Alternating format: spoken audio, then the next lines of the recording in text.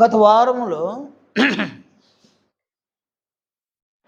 బాప్తిస్మములో దేవుడు రక్షణను దయచేస్తాడు అని మనం నేర్చుకున్నాం.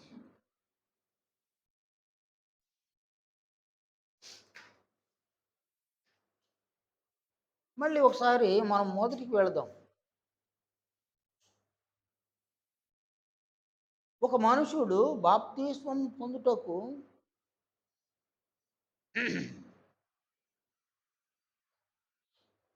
రెండు విధాలుగా సిద్ధపడి బాప్తిస్మంలోనికి రావాలి.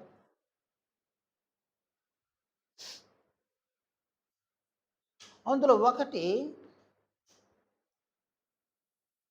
క్రీస్తు మరణము యొక్క సాదృశ్యమందు ఆయనతో ఐక్యము కలిగి ఉండడు.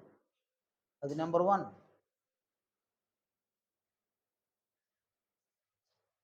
నెంబర్ 2, క్రీస్తు నందు విశ్వాసం ఉంచడం. మళ్ళీ చెప్తున్నా, క్రీస్తు నందు విశ్వాసం ఉంచడం అనగా ఆయన రక్తమునందు విశ్వాసం ఉంచడం, ఆయన యందే విశ్వాసం ఉంచడం.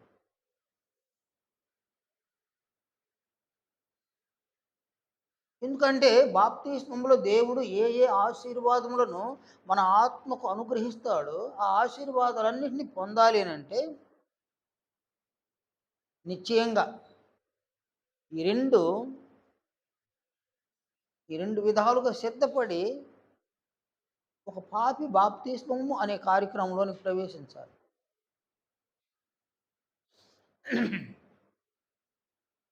ఈ రెండు విధాలుగా సిద్ధపడకుండా బాప్తిస్మంలోనికి ఎవరైనా వస్తే అది చూసేటువంటి వారికి బాప్తిస్మము అని అనిపిస్తుంది అన్నమాట. కానీ దేవుడు ఆత్మ సంబంధమైనటువంటి ఆశీర్వాదములను అట్టి బాప్తిస్మములో ఆయన అనుగ్రహించడు. అందువలన బాప్తిస్మం పొందిన వ్యక్తి భ్రమంలోనే ఉంటాడు. నేను దేవుని బిడ్డను, నేను సంఘములో ఉన్నాను, క్రీస్తు శరీరములో అవయవంగా ఉన్నాను నేను అని ఇవన్నీ కూడా భ్రమల్లో ఉంటారనమాట. అలాగే బాప్తిస్మము ఇచ్చినటువంటి సువార్థికుడు కూడా భ్రమల్లో ఉంటాడు. నేను ఇంతమందికి బాప్తిస్మమునిచ్చాను అని అతడు కూడా ఒక భ్రమల్లో ఉంటాడు. కానీ రెండు విధాలుగా ఒక పాపి సిద్ధపడే విధంగా సువార్తను ప్రకటించాలి. ఈ రెండు విధాలుగా ఒక పాపి సిద్ధపడి బాప్తిస్మంలోనికి రావాలి. నేను మళ్ళీ చెప్తాను, క్రీస్తు యేసు మరణము యొక్క సాదృశ్యమునందు ఆయనతో ఐక్యము కలిగి ఉండడం నెంబర్ 1. నెంబర్ 2,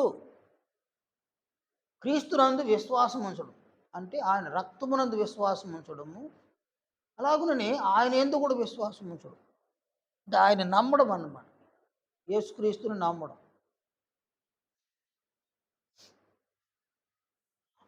అలా సిద్ధపడి బాప్తిస్మంలోనికి వస్తే తండ్రి అయిన దేవుడు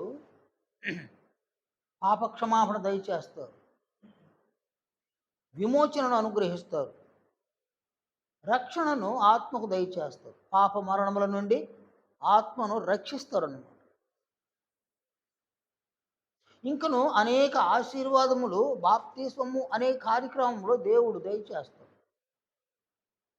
క్షణకాలికం బాప్తిస్మం, అలా ముంచడము, అలా లేపడం.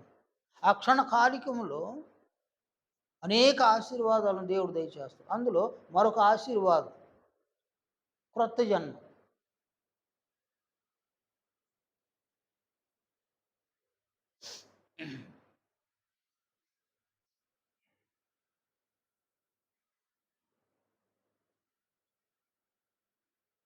దేవుడు బాప్తిస్మములో ఒక ఆత్మను క్రొత్తగా జన్మింపజేస్తాడు అన్నమాట.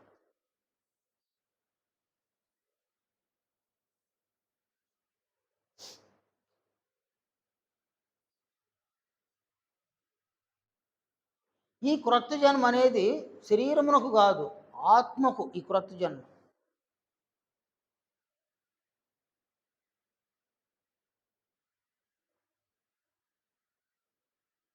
అంటే ఒక మనిషి అంటే ఒక ఆత్మ క్రొత్తగా జన్మించడానికి దేవుడు ఆ పాత జన్మను రద్దు చేస్తాడనమాట. ఆ పాత శరీరాన్ని నిరర్ధకం చేస్తాడు.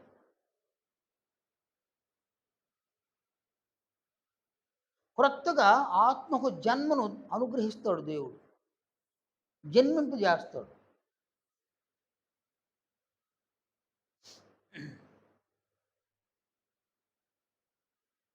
యోహాను సువార్త 3వ అధ్యాయము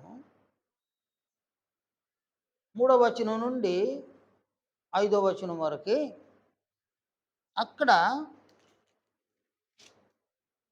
నీకుదేమని ఒక పరిసయ్యుడు ప్రభువు దగ్గరకు వస్తాడు.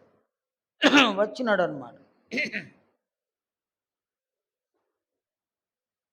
అప్పుడు ప్రభువు ఇలా ఇలా సెలవిచ్చినాడు నీకుదేముకి. ఒక్కడు క్రొత్తగా జన్మించితేనే కానీ అతడు దేవుని రాజ్యమును చూడలేడని నీతో నిశ్చయముగా చెప్తున్నాను అని అన్నాడు అనమాట.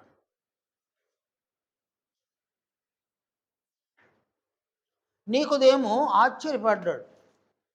ఆయన ప్రశ్న చూడండి. ముసలివాడైన మనుషుడు ఎలాగూ జన్మింపగలడు?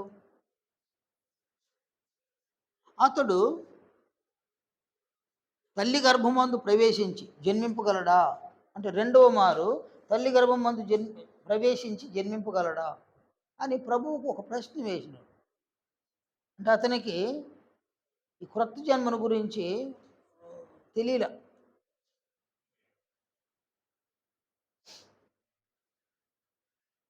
అతడు పరిసయ్యుడు అన్నమాట. కాబట్టి అతనికి తెలిసిందంతా తల్లి గర్భంలో నుంచి జన్మించడమే తెలుసు అతను.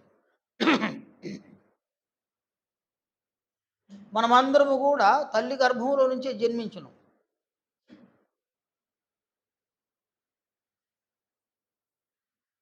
కానీ బాప్తిస్మము అనే కార్యక్రమంలో తండ్రి అయిన దేవుడు ఒక ఆత్మను క్రొత్తగా జన్మింపజేస్తాడు. ప్రభు అన్నాడు, తల్లి గర్భమందు ప్రవేశించి కాదయ్యా, ఒకడు నీటి మూలముగాను ఆత్మ మూలముగాను జన్మిస్తాడు అని అన్నాడు ప్రభు. కాబట్టి ఈ క్రొత్త జన్మకు ఆయన ఏం లింక్ చేసినాడంటే యేసు ప్రభు క్రొత్తగా జన్మిస్తేనే కానీ దేవుని రాజ్యమును చూడలేడు. నంబర్ 1. క్రొత్తగా జన్మించితేనే కానీ దేవుని రాజ్యంలో ప్రవేశింపలేడు. దేవుని రాజ్యాన్ని చూడాలన్నా, దేవుని రాజ్యంలోనికి ప్రవేశించాలన్నా ఏది అవసరమాడ? క్రొత్త జన్మ అత్యంత అవసరం అన్నమాట. కనుక ఇక్కడ దేవుని రాజ్యం అనగా పరలోక రాజ్యం కాదు, సంఘం అన్నమాట.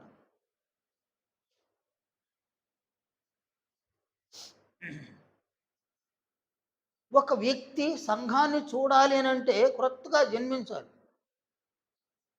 సంఘములోనికి ప్రవేశించాలి అంటే కూడా క్రొత్తగా జన్మించాలి.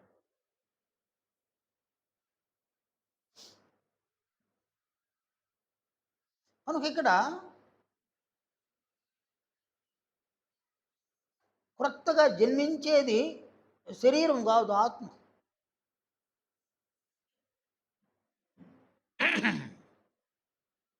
ఈ ఆత్మను దేవుడు కంటాడనమాట. యాకోబు 1వ అధ్యాయం 18వ వచనంలో ఆయన తాను సృష్టించిన వాటిలో మనము ప్రథమ ఫలమై ఉండినట్లు సత్యవాక్యము వలన తన సంకల్ప ప్రకారము మనలను కరిను. అంటే తండ్రి అయిన దేవుడు ఇక్కడ శరీరాన్ని కనడు, ఆత్మను కంటాడనమాట.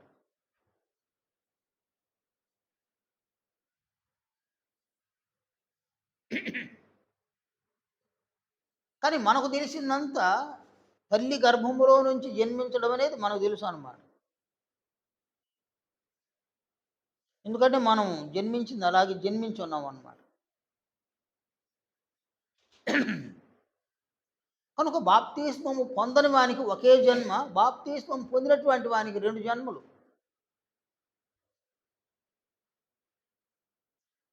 తల్లిదండ్రుల ద్వారా ఒక జన్మ,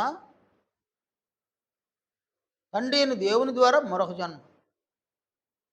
తల్లిదండ్రుల ద్వారా జన్మించినటువంటి జన్మ శరీర సంబంధమైంది. దేవుని ద్వారా జన్మించిన జన్మ ఆత్మ సంబంధమైంది. యోహాను 3:6 శరీర మూలముగా జన్మించిన శరీరమును, ఆత్మ మూలముగా జన్మించినది ఆత్మీయనై ఉన్నది. ఇది ప్రభు చెప్పిన మాట. శరీర మూలముగా జన్మించడం, ఆత్మ మూలముగా జన్మించడం.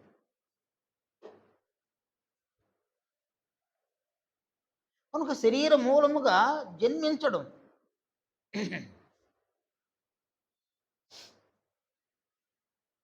రెండు జన్మలకు మూలము బీజం అన్నమాట.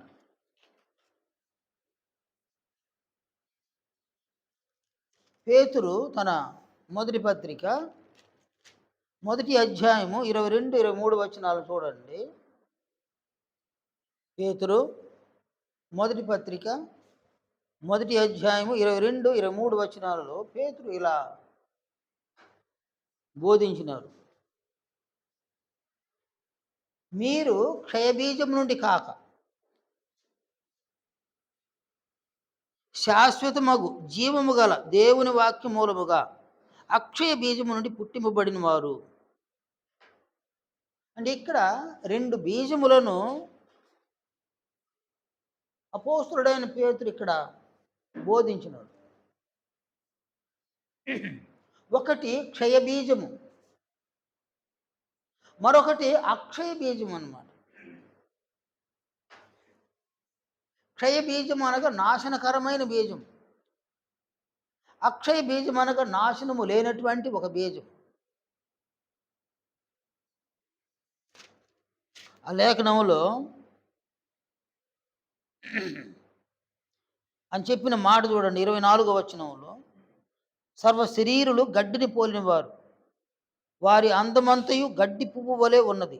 గడ్డి ఎండును, దాని పువ్వును రాలును, అయితే ప్రభువు వాక్యము ఎల్లప్పుడూ నిలుచును. మీకు ప్రకటింపబడిన సువార్త ఈ వాక్యమే.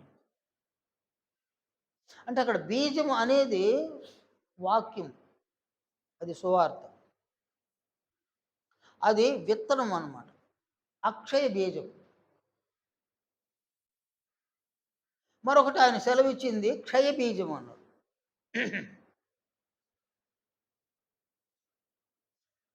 నేడు మనం కలిగి ఉన్న శరీరాలన్నీ కూడా క్షయ బీజము చేత జన్మించినటువంటి అన్నమాట.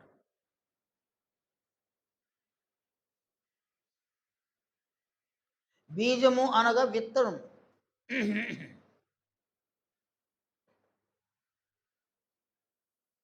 చూడండి ఆయన, మన జన్మ ఎలా జరిగింది అనే దాన్ని చూడండి. అంటే శరీర సంబంధమైనటువంటి ఒక జన్మ ఎలా జరిగింది.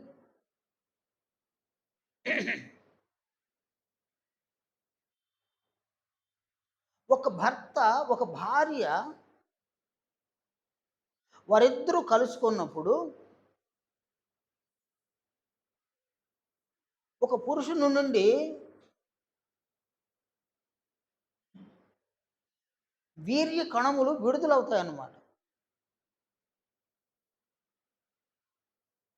ఈ దాన్ని ఏమంటారంటే, ఒకసారి ఒక పురుషుని నుండి విడుదలయ్యేటువంటి వీర్య కణాలు ఇంచుమించు 3 లక్షలు ఉంటాయంట. అది ఎలా లెక్క పెట్టినారో తెలియదు, కానీ 3 లక్షల వీర్య కణాలు ఉంటాయని చెప్తారనమాట.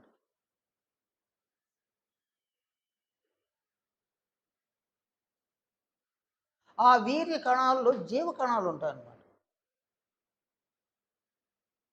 అవి స్త్రీ యొక్క అండాశయంలోనికి ప్రవేశిస్తాయి. నేను క్షయ బీజాన్ని గురించి చెప్తాను. ఒక తండ్రి ఒక పురుషుని నుండి ఒక బీజం విడుదలవుతుంది, అది వీర్య కణాలు అన్నమాట. అది స్త్రీ యొక్క అండాశయంలోనికి ప్రవేశిస్తుంది. అక్కడ ప్రవేశించిన తర్వాత ఆ వీర్య కణము ఒక అండముగా తయారవుతుంది. అండం అంటే ఒక రక్తపు ముద్దనైన. ఆ అండము క్రమంగా క్రమంగా ఒక శిరస్సు, ఒక శరీరం, అలాగే చేతులు, కాళ్ళు, కళ్ళు, చెవులు, ముక్కు, నోరు. అంటే ఒక విత్తనములో ఏమేమి ఉంది చూడండి. రాగి చెట్టు, మీరు వచ్చేటప్పుడు రాగి చెట్టు ఒకటి ఉంది కదా అక్కడ, రాగి చెట్టు ఉందన్నమాట. ఆ రాగి చెట్ల నుంచి పండ్ల కాలం వస్తే పళ్ళు రాలిపోతూ ఉంటాయి. చిన్న చిన్న పండ్లే. ఆ పండును అలా విప్పితే దాంట్లో చాలా విత్తనాలు ఉన్నాయన్నమాట. చాలా చాలా విత్తనాలు ఉన్నాయన్నమాట. ఒక విత్తనాన్ని మనం తీసుకుంటే అది చాలా స్వల్పంగా ఉంటుంది. చాలా చిన్న విత్తనం అన్నమాట. ఆ విత్తనంలో ఏముంది? నేను ఆ విత్తనంలో ఏముందంటే ఆ చెట్టే ఉంది నేను విత్తనంలో. అంత పెద్ద చెట్టు విత్తనంలో ఉందన్నమాట. దాని వ్రేళ్ళు ఈ విత్తనంలోనే ఉన్నాయి.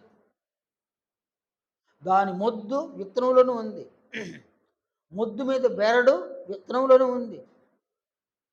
దాని కొమ్మలు, దాని రెమ్మలు విత్తనంలోనే ఉంది.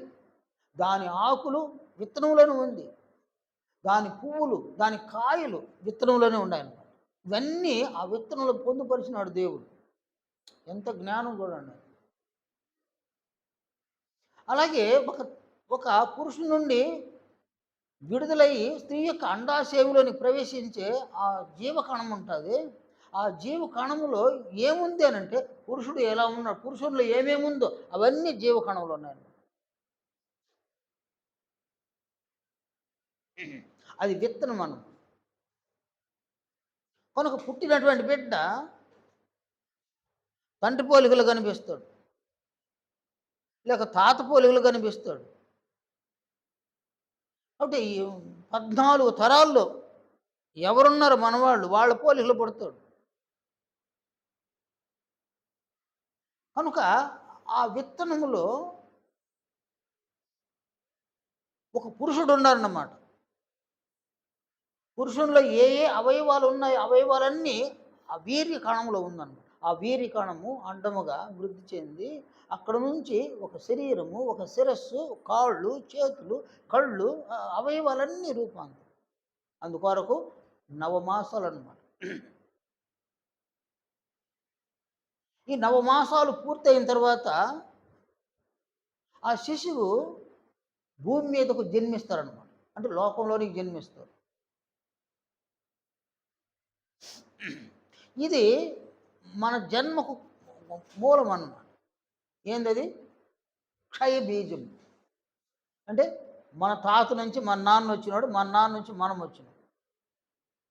మన తాత చనిపోయినాడు, మన నాన్న చనిపోతాడు, మనము చనిపోతాం. ఎందుకంటే నాశనం అయిపోతాడు. ఇలాగుననే అక్షయ బీజము అనేది ఒకటి ఉందన్నమాట. అది దేవుని యొక్క వాక్యం, అది సువార్త.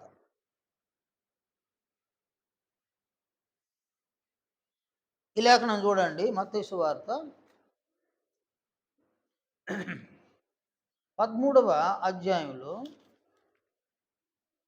యేసు ప్రభు చెప్పిన ఈ సంగతులు చూడండి. ఆయన ఇలా సెలవు ఇచ్చినాడు. మత్తయి 13వ అధ్యాయము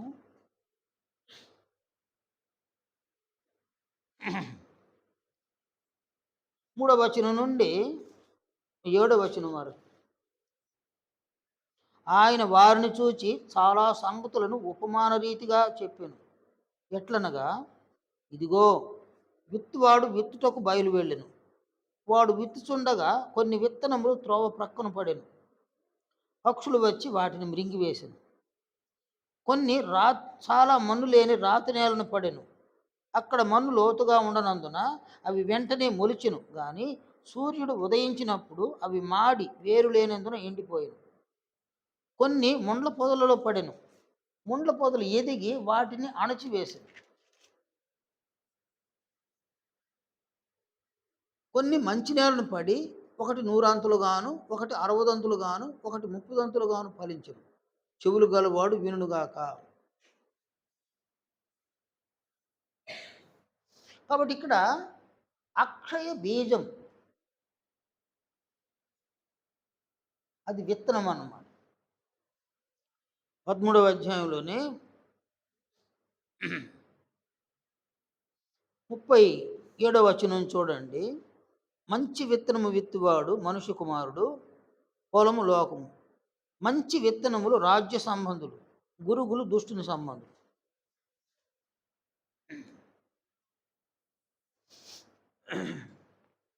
అంటే మంచి విత్తనములు ఏ సంబంధులు అన్నాడు ఈడ? రాజ్య సంబంధులు.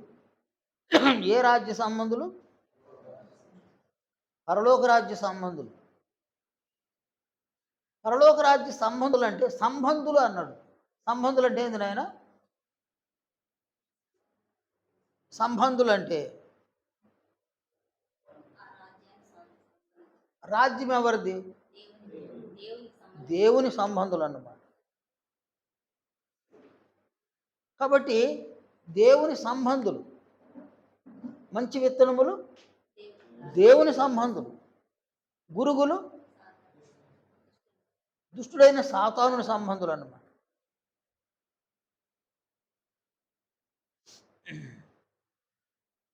మనకి ఇక్కడ ఈ మంచి విత్తనము వాక్యం అన్నమాట. అక్షయ బీజం, దేవుని వాక్యం.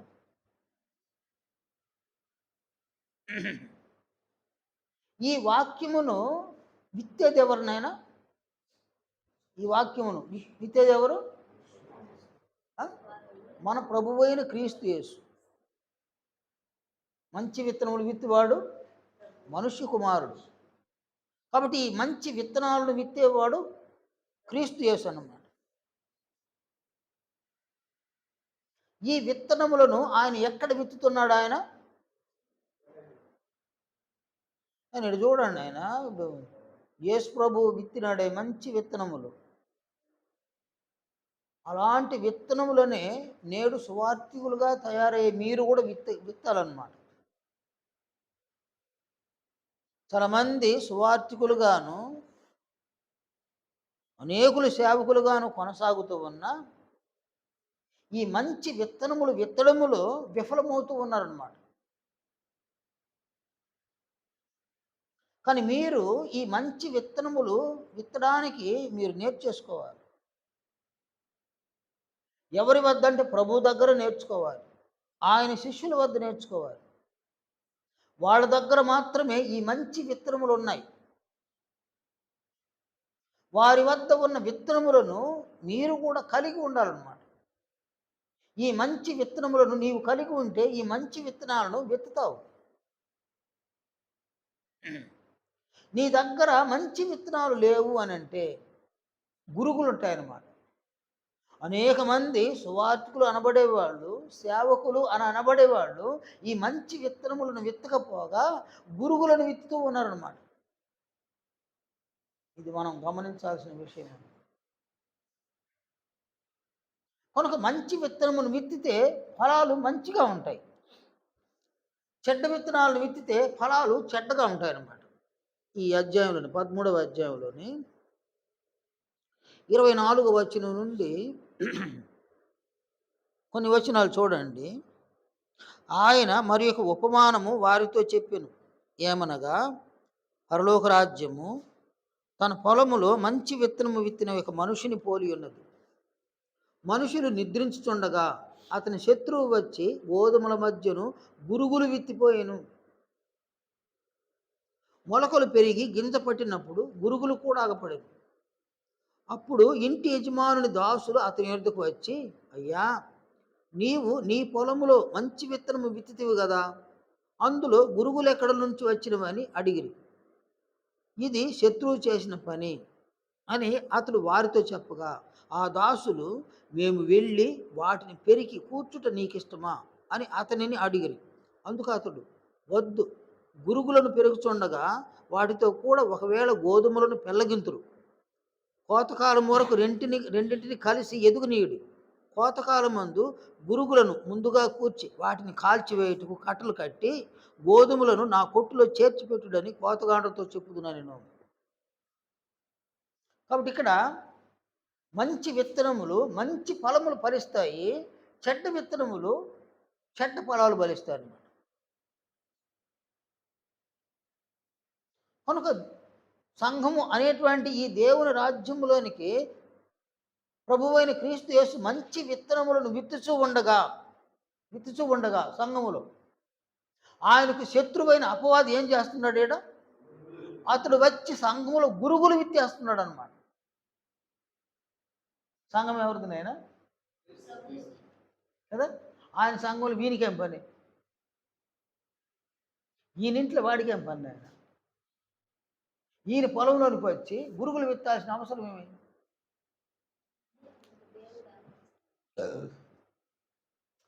ప్రభువు యొక్క పొలంలోనికి వచ్చి వాడు గురుగులు విత్తాల్సిన అవసరం ఏమి?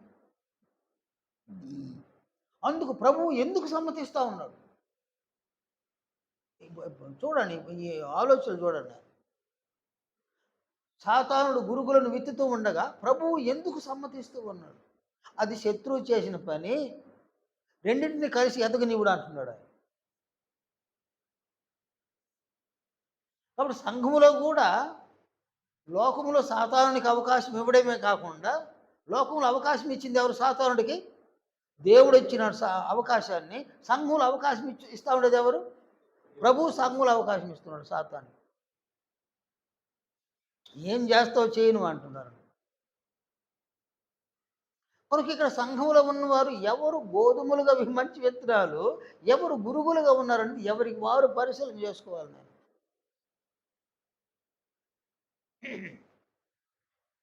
సరే, గోధుమలైనా గురుగులైనా ఎక్కడ విత్తబడతా ఉంది? అది మనుషుల యొక్క హృదయములలో విత్తబడతా ఉందన్నమాట.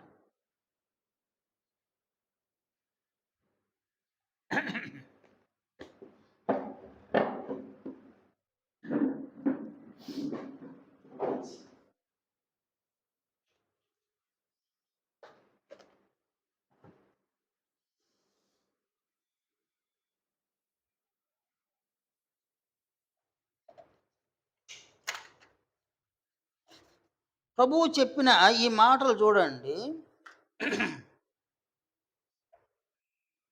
కొన్ని విత్తనములు త్రోవ ప్రక్కన పడిను.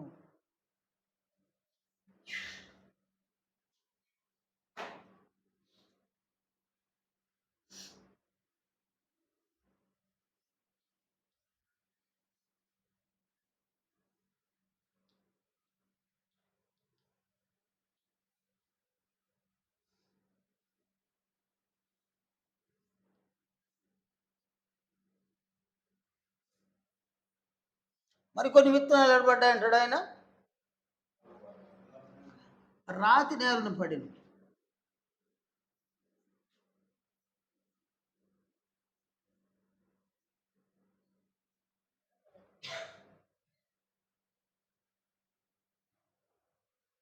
మరి కొన్ని విత్తనాలు ఎక్కడ పడ్డాయన్నాడు ఆయన? ముండ్ల పొదలలో పడిను.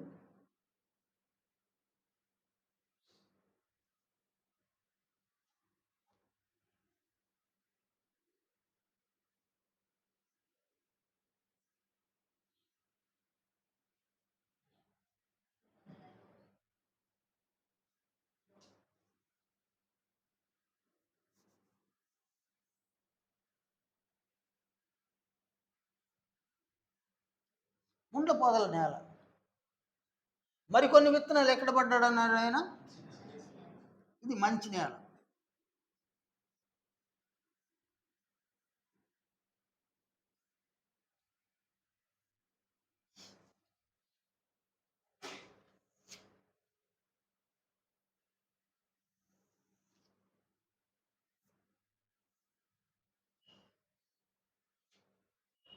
కాబట్టి ఇక్కడ నేల అని ఆయన చెప్తూ ఉన్నాడు అనమాట. నేల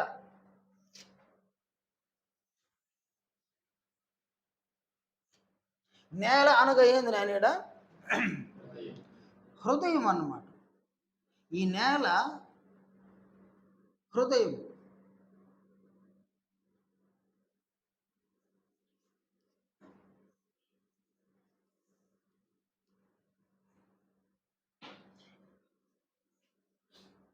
అలాగే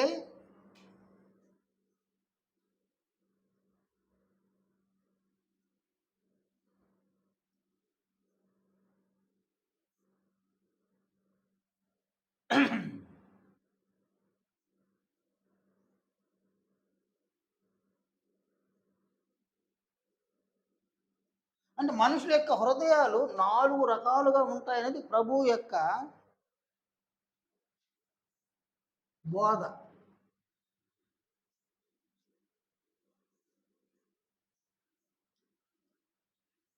ఈ 4 రకాల నేలలు లాంటి హృదయాలు ప్రభువు ప్రకటించిన సువార్త లేక ప్రభువు చెప్పినటువంటి వాక్యము టోటల్‌గా అక్షయ బీజం.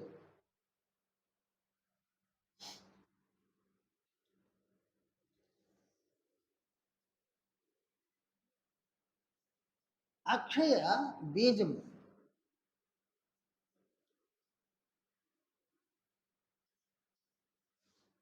అని వస్తుంది కదా! అక్షయ బీజం.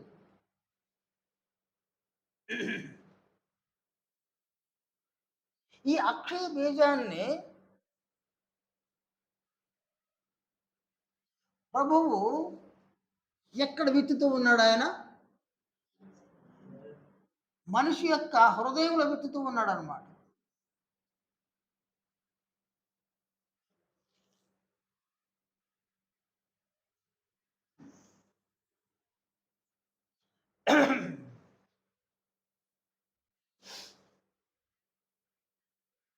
అంటే నేల యొక్క తత్వాన్ని చూడండి ఆయన.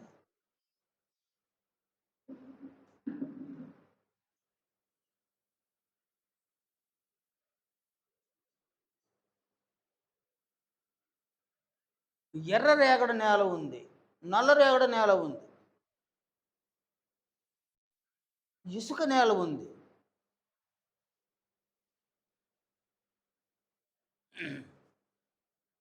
రకరకాల నేలలు మనకు కనిపిస్తాయన్నమాట. చౌడు నేల ఉందన్నమాట. రకరకాల నేల యొక్క స్వభావం, రకరకాల స్వభావాలతో కూడినటువంటి నేలలు మనకు ఉన్నాయన్నమాట.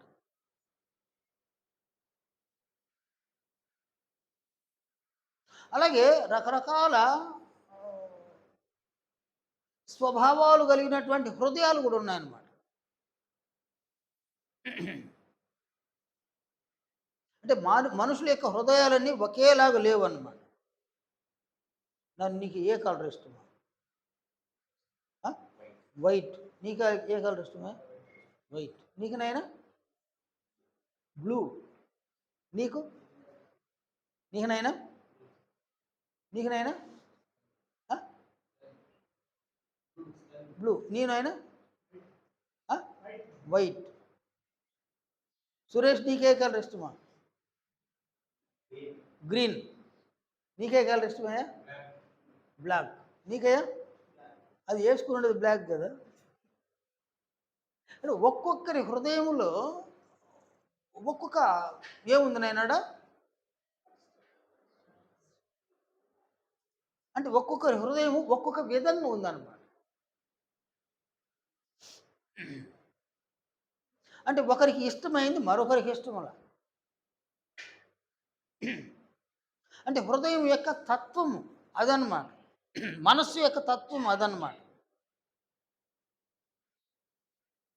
ఒకరికి కాఫీ అంటే ఇష్టం, మరొకరికి టీ అంటే ఇష్టం.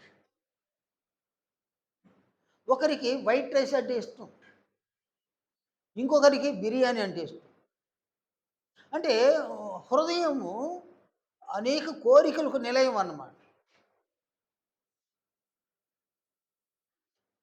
హృదయము ఒక తత్వాన్ని కలిగి ఉంది. ఎలాంటి తత్వాన్ని కలిగి ఉందంటే అది కొన్నింటిని స్వీకరించగలదు, కొన్నింటిని అది స్వీకరించదు అన్నమాట. ఇక్కడ ప్రభు యొక్క దృష్టిలో హృదయము అని ఎన్ని భాగాలుగా విభజించినాడు ఆయన? 4 భాగాలుగా హృదయాలను విభజించినాడు. మానవుల యొక్క హృదయాలు 4 భాగాలుగా ఉన్నాయి. ఏ విషయంలో? సువార్తను అంటే అక్షయ బీజమును విత్తేటప్పుడు 4 భాగాలు కలిగిన హృదయాలు, 4 రకాలైన హృదయాలని ప్రభువు దృష్టి ఇచ్చినాడు అన్నమాట. అని చెప్పినాడు. కనుక ఈ అక్షయ బీజము సువార్త లేక వాక్యము ఆ బీజాన్ని, అక్షయ బీజాన్ని త్రోవ ప్రక్కన నేల లాంటి హృదయములు విత్తితే ఏమవుతుంది అని ప్రభు చెప్పినాడు. విత్తుతా ఉన్నాడు, ఆడ పడిపోయింది, దారి పక్కన పడిపోయింది. దారి పక్కన అంటే ఏంది నాయన? పొలమే, అది కూడా. వ్యవసాయం లేని సమయంలో పొలాల మీద షార్ట్ కట్గా నడుస్తారు జనాలు. నడిచి నడిచి నడిచి నడిచి నడిచి నడిచి అది ఏమైపోయింటుంది ఆడ? అది గట్టి బారిపోయింది. వ్యవసాయకుడు దాన్ని చదును చేస్తాడు, దున్నుతాడు అన్నమాట. ట్రాక్టర్ పెట్టి దున్నుతాడు, అన్ని చేసి విత్తనాలు వేస్తాడు. కానీ ఆ కాలినడకలు ఎట్టుంటుంది నన్ను పైరు? కాలినడకలో పైరు ఎలా ఉంటుంది? అది ఏపుగా రాదు అన్నమాట. ఎందువల్ల రాదు? అది గట్టి బారిపోయింది. అక్కడ విత్తనము మొలిచిన అది ఎదగదన్నాడు. కానీ ఇక్కడ త్రోవ పక్కన నేల అన్నాడు, త్రోవలో కాదు, త్రోవ పక్కన వేసినాడు. అక్కడ విత్తనం పడితే ఏమవుతుంది? అది భూమికి ఒక స్వభావం ఉంది. విత్తనాన్ని వేస్తే విత్తనాన్ని భూమి ఏం చేస్తుంది నాయన? అది దాచుకుంటుంది అన్నమాట. ఒక విత్తనాన్ని భూమి దాచుకుంటుంది. ఏ విత్తనాన్ని భూమి దాచుకుంటుందో ఆ విత్తనము మొలిచేటువంటి అవకాశం ఉంది. ఏ విత్తనాన్ని భూమి దాచుకోదో ఆ విత్తనము ఎక్కడ ఉంటుంది నాయన? అది పైనే ఉంటుంది అన్నమాట. పైన ఉంటే పైన వచ్చే పక్షులు ఏం చేస్తాయి? అక్కడ వాలి ఆ విత్తనాన్ని ఎత్తుకెళ్ళిపోతాయి. ప్రభువు చెప్పింది అదే నాయన. మత్తయి సువార్త 14వ అధ్యాయంలో 13వ అధ్యాయంలో 18వ వచనం నుంచి చూడండి. విత్తువాని గూర్చిన ఉపమాన భావము వినుడి. ఎవడైనను రాజ్యమును గూర్చిన వాక్యము వినియు గ్రహింపక ఉండగా దుష్టుడు వచ్చి వాని హృదయములో విత్తబడిన దానిని ఎత్తుకొని పోవును. త్రోవ ప్రక్కన విత్తబడిన వాడు వీడే. కాబట్టి ప్రభు ఏమన్నాడేడా? ఎవడైనను రాజ్యమును గూర్చిన వాక్యమును వినగా. ఏ వాక్యాన్ని వింటున్నాడు? రాజ్యమును గూర్చిన వాక్యమును వినగా. అతడేం చేయలేదు? అతడైనా ఆమెను ఏం చేయలేదు? గ్రహించలేదు. కాబట్టి వినడం ఎందుకోసం నాయన? వినడము గ్రహించడం కోసం. గ్రహించడం ఎందుకోసము? అనుసరించి జీవించడం కోసం. కనుక ఎవరు అక్షయ బీజం అనేటువంటి ప్రభువు వాక్యాన్ని విని గ్రహించకుండా పోతారు, వారు ఎలాంటి వారు అన్నాడు ఆయన? ఎలాంటి హృదయం కలిగిన వారు అన్నాడు? త్రోవ ప్రక్కను నేల లాంటి హృదయం అన్నమాట. అక్కడ వారు గ్రహించకపోగా ఆ విత్తనం ఏడుంది కదా నాయన? గ్రహిస్తే ఎక్కడికి వెళ్తుంది? అది హృదయంలోకి వెళ్ళిపోద్ది అన్నమాట.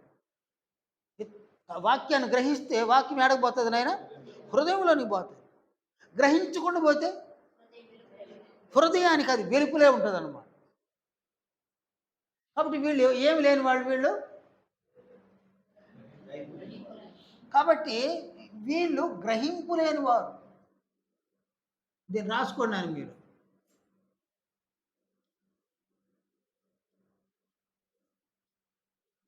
ఈ గ్రహింపు లేని వారు అన్నమాట.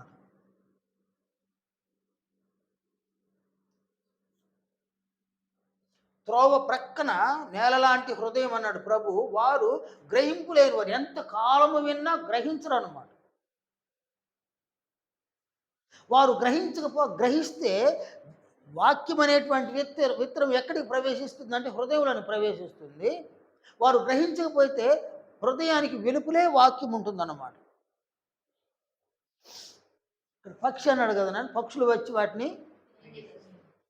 పక్షి ఎవరినైనా? సాతాను, దుష్టుడే సాతానుడు. అతను వచ్చి ఏం చేస్తాడు? అతని హృదయానికి వెలుపల ఉన్న, ఆమె హృదయానికి వెలుపల ఉన్న విత్తబడినటువంటి వాక్యం ఉంది, అక్షయ బీజం. ఈ అక్షయ బీజాన్ని సాతానుడు ఏం చేస్తాడు? వాడి అనుచరులు దాన్ని తీసుకెళ్ళిపోతాడు. ఎందువలన తీసుకెళ్ళిపోతాడు వాడు? వాడు అసలు గ్రహించలా. ఇక ఆ వాక్యం వానికి ఉపయోగమే లేదు. మరి వీడెందుకు తీసుకెళ్ళిపోవాలా? వీడెందుకు బ్రింగేయాలా? అక్కడ ఉండిందనుకో కదా, ఎప్పుడైనా వాడు గ్రహించేస్తాడే. వాడు గ్రహిస్తే హృదయంలోనికి వెళ్ళిపోతుందేమో. విత్తనము హృదయంలోనికి వెళితే ఏమవుతుంది? అది మొలస్తుందన్న. భూమిలోనికి విత్తనం వెళ్ళిపోతే భూమి దాచుకుంటే విత్తనాన్ని, ఆ విత్తనం ఏమవుతుంది? మొలస్తుంది. హృదయంలోనికి అక్షయ బీజం వెళ్ళిపోతే వాక్యము అక్కడేమవుతుంది? అది మొలస్తుంది. వాని ప్రాబ్లం ఉంది. మొలవడం అంటే ఏంది నాయన? జన్మించేయడం అని, కొత్తగా జన్మించడం. ఆ విత్తనం ఉంటే వీడు ఆత్మ జన్మించాడు. అందువల్ల సాతానుడు వాడు కాసుకొనే ఉండి త్రోవ పక్క లాంటి హృదయాలలో అక్షయ బీజాన్ని విత్తుతూ ఉండగా, ఎవరైతే గ్రహించడం లేదు, హృదయానికి వెలుపులే ఆ వాక్యం ఉంది కాబట్టి ఆ అక్షయ బీజాన్ని సాతానుడు వచ్చి వాళ్ళు గ్రహించలేదు కాబట్టి వాడు తీసుకెళ్ళిపోతాడు, వాడు మిరిగేస్తాడు. వాడు ఇది నెంబర్ 1. ఇది నెంబర్ 2, మరొక విషయం చెప్పినాడు ప్రభు 20వ వచనంలో, రాతి నేలను విత్తబడిన వాడు వాక్యము విని వెంటనే సంతోషముతో దానిని అంగీకరించువాడు. అయితే అతనిలో వేరు లేనందున అతడు కొంతకాలము నిలుచును, కానీ వాక్యము నిమిత్తం శ్రమ అయినను హింస అయినను కలుగుగానే అభ్యంతరపడును. కాబట్టి ఇక్కడ రాతి నేల లాంటి హృదయం అన్నాడు అనమాట. ఇక్కడ ఈ హృదయంలో వాక్యం విత్తబడింది. ఇక్కడేం జరిగిందంటాడు ఆయన? మన్ను ఎలా లేదంటాడా? మన్ను లోతుగా లేదు. అది వెంటనే ఏమైంది? అది మొలిచింది. అంటే వాడు అంగీకరించేసినాడు, గ్రహించినాడు, వాక్యాన్ని అంగీకరించినాడు, హృదయంలోనికి చేర్చుకున్నాడు, పురుషులైన స్త్రీలైన. కానీ చేర్చుకున్న తర్వాత అక్కడ చేర్చుకోబడినటువంటి బీజం ఏమైంది నానేడా? ఏమైందేడా? ఇక్కడ జన్మ జరిగింది.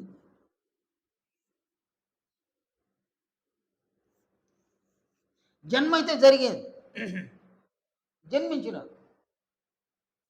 కానీ వీళ్ళు జన్మించిన వాళ్ళు ఏం కావాలా? నేను జన్మించిన వాళ్ళు ఎదగాలన్నమాట.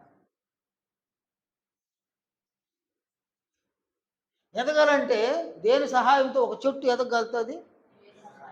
వేరు సహాయముతోనే ఒక చెట్టు ఎదగలుగుతుంది అనమాట. వేరు లేకుండా ఏ చెట్టు ఎదగదు అనమాట.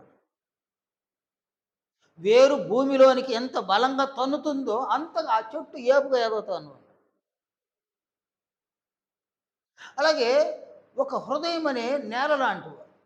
ఈ హృదయంలో విత్తనం పడింది, అక్షయ బీజం పడింది, అది మొలిచింది. అంటే ఆ వ్యక్తి ఆత్మ జన్మించింది. జన్మించిన ఆత్మ ఏం కావాలి? ఎదగాలి. ఎదగడానికి ఏం కావాలని? ఎదగడానికి ఏం కావాలి? వేరు కావాలి. వేరేందునైనా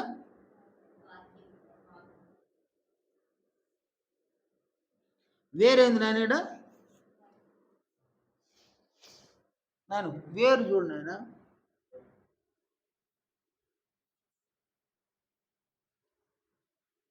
ఈ వేరు విశ్వాసం అన్నమాట.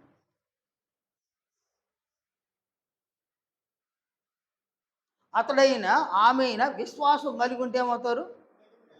ఎదగతారన్నమాట. అంటే క్రైస్తవ జీవితంలో విశ్వాసం అనున్నది వేరన్నమాట. వేరు బలంగా ఉంటే వృక్షం బలంగా ఉంటుంది. వేరు బలంగా లేకపోతే వృక్షం బలంగా ఉండదు అనమాట.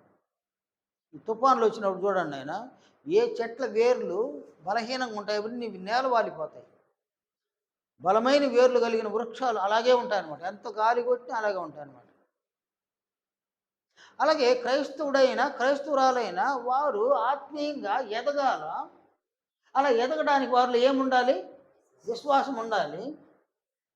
ఈ విశ్వాసము వారిలో ఉండదన్నమాట. అంటే వేరు లేదు వాళ్ళు. ఎందువల్ల లేదు? ఎందువల్ల ఆయన వాళ్ళకి ఏమొచ్చింది? శ్రమలు వచ్చినాయి. దేని వలన వచ్చింది? శ్రమలు వచ్చినాయి, తర్వాత హింసలు వచ్చినాయి.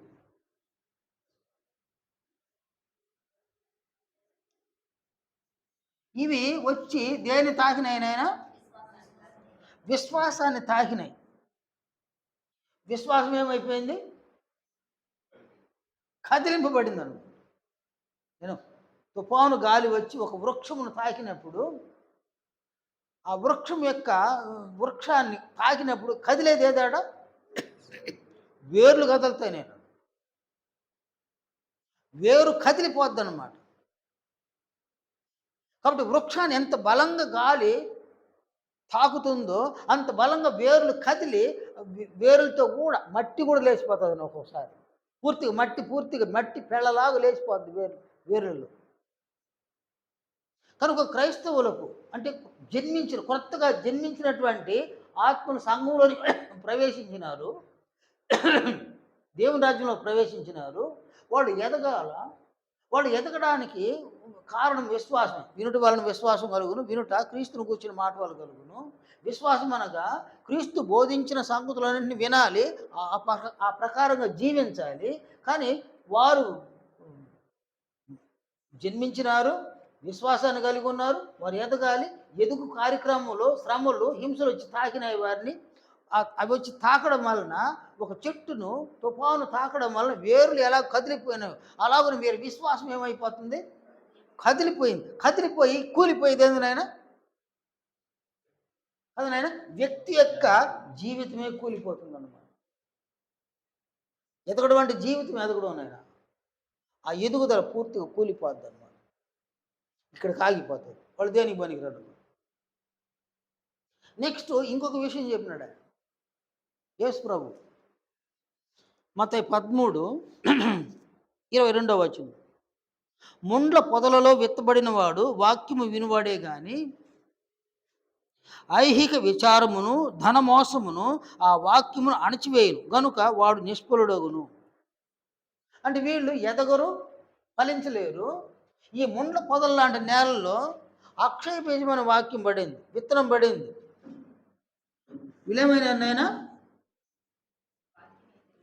జన్మ అంటే క్రొత్త జన్మ జరిగింది.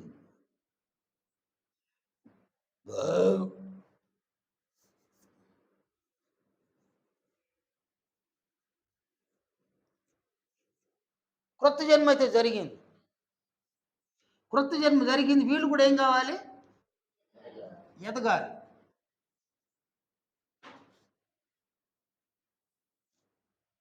వారు ఎదగాలి. కానీ ఇక్కడ ఏం జరిగింది అంటాడు ఆయన?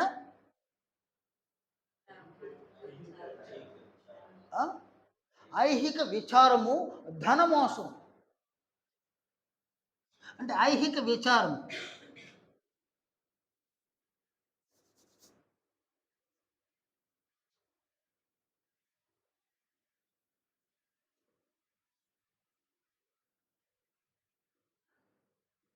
ఐహిక విచారం, ధన మోసము.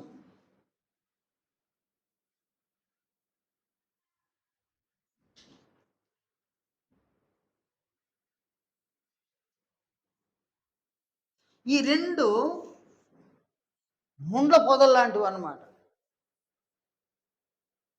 ఐహిక విచారము, ధన మోసం అనేది ఈ రెండు కూడా ముండ్ల పొదలు లాంటివి అన్నమాట.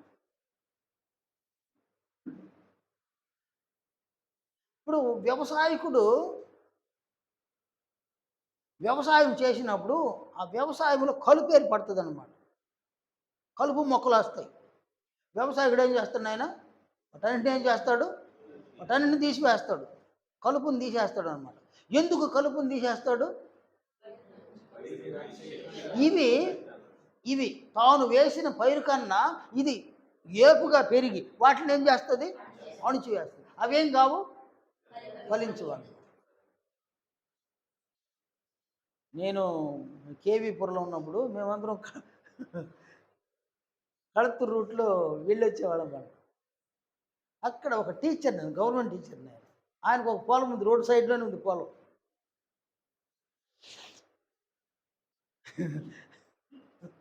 ఆయన వేరుశనగ వేసిండాడు ఆయన. చుట్టుపక్కల వేరుశనగలు వేసి ఉన్నారనమాట. ఆ దారిలో వెళ్ళి చూస్తే ఆశ్చర్యపోతారు. ఎవరు చూసినా ఆశ్చర్యపోతారు. ఆ అతను వేసిన ఆ పంటలో కనిపించేది వేరుశనగ కనిపిస్తుంది. తుంగ కనిపిస్తుంది నాయన. వేరుశనగే కనబడదు. తుంగే కనిపిస్తుంది అన్నమాట. అంటే వాళ్ళని ఏమనుకోవాలి, అంత సోమరి అని అనుకునేది నేను ఆయన్ని. కలుపు తీయండి ఆయన.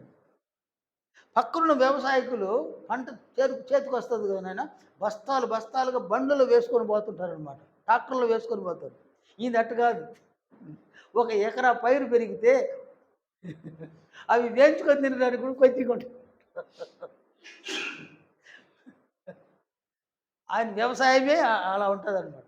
ఎందుకంటే కలుపు ఎక్కువ వచ్చి ఆ కలుపు అంతా ఆ పైరును అణిచివేయడం వలన పైరు ఫలించదన్నమాట.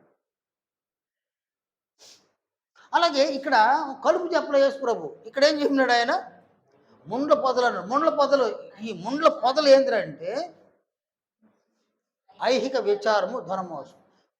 కనుక ఇక్కడ చూడండి, ఐహిక విచారం అంటే దాని అర్థం ఏంటంటే ఏమి తిందుమో, ఏమి త్రాగుదుమో, ఏమి ధరించుకుందుమో, ఇది చింత అన్నమాట. అందువల్ల యేసు ప్రభువు ఆయన బోధిస్తూ ఇలా అన్నాడు అనమాట. మత్తయి సువార్త 6వ అధ్యాయంలో 31వ వచనంలో ప్రభువు ఇలా అన్నాడు, ఏమి తిందుమో, ఏమి త్రాగుదుమో, ఏమి ధరించుకుందుమో అని చింతింపకుడి. అన్ని జనులు వీటన్నిటి విషయమై విచారింతురు. ఇవన్నీ మీకు కావాలనని మీ పరలోకపు తండ్రికి తెలియను. 33వ వచనంలో, కాబట్టి మీరు ఆయన రాజ్యమును ఆయన నీతిని మొదట వెదుకుడి, అప్పుడు అవన్నీ మీకు అనుగ్రహింపబడు. అంటే మీరు విచారించబోకండి, ఆయన రాజ్యాన్ని ఆయన నీతిని వెతకండి, అప్పుడు అవన్నీ అనుగ్రహింపబడుతుందని యేసు ప్రభువు వాగ్దానం చేసింది. కానీ ఈ క్రొత్తగా జన్మించినటువంటి వారిలో ఈ ఐహిక విచారం ఎవరిలో ఏర్పడుతుందో, మేము ఎలా బ్రతకాలి, ఏమి తినాలి, ఏమి త్రాగాలి, ఏమి ధరించుకోవాలి, ఇది ఒక విచారం అన్నమాట. ధన మోసం. ధనము మోసం చేస్తుంది నాయన.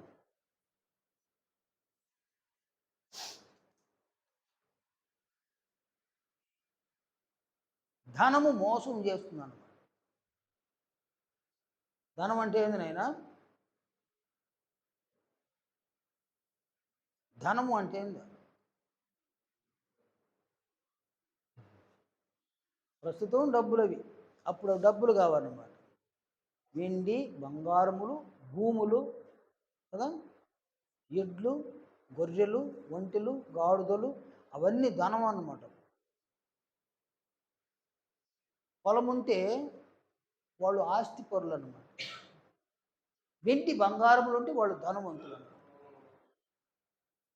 నేడంతా కూడా డబ్బుమయమైపోయింది. అంతా కాగితాల రూపంలో మారిపోయింది అన్నమాట.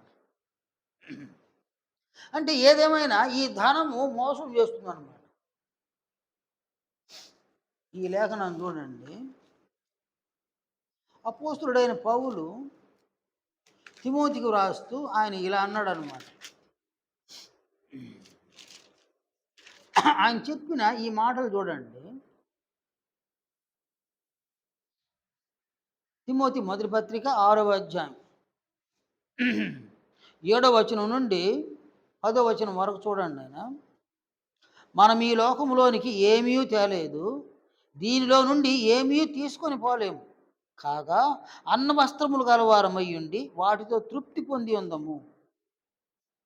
తృప్తి ఏమన్నాడు ఆయన? దేంతో తృప్తి పడమన్నాడు? అన్న వస్త్రములు కలిగి ఉండి వాటితో తృప్తి పొందదాం. ఇది చాలు, నాకు ఇది చాలని తృప్తి పొందదాం. నెక్స్ట్ ఏమన్నాడు ఆయన? ధనవంతులగుటకు అపేక్షించువారు శోధనలోను, ఉరిలోను, అవివేక యుక్తములను, హానికరములనైన అనేక దురాశలలోనూ పడుదురు. అట్టివి మనుషులను నష్టములోను, నాశనములోను ముంచివేయును. ఎందుకనగా ధనాపేక్ష సమస్తమైన కీడులకు మూలము. కొందరు దానిని ఆశించి విశ్వాసము నుండి తొలగిపోయి నానా బాధలతో తమ్మును తామే పొడుచుకొనిరి. అంటే ధనము మోసం చేస్తుంది నాకు. అది చేసే మోసం ఏంటంటే, నెంబర్ 1, సంతృప్తి ఉండదన్నమాట.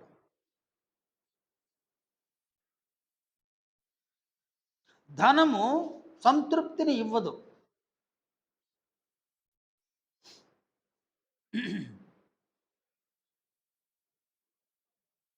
నన్ను రోజు కూలి పని చేసుకునే వాళ్ళు చూడండి, వాళ్ళు చాలా సంతృప్తిగా ఉంటారనమాట. వాడు సాయంత్రం దాకా కష్టపడతాడు, కూలి తీసుకుంటాడు, ఇంటికి వెళ్తాడు. ఆహారం విషయంలో పెద్ద ఆశలు ఏముండవు, ఇది చాలు చాలు అనుకుంటాడు. కానీ ధనమున్న డబ్బు ఎక్కువగా ఉన్నవారిని చూడండి, సంతృప్తి మాత్రం లేదన్నమాట. నేను ఈ నెల 13న ఎలక్షన్ జరిగింది కదా,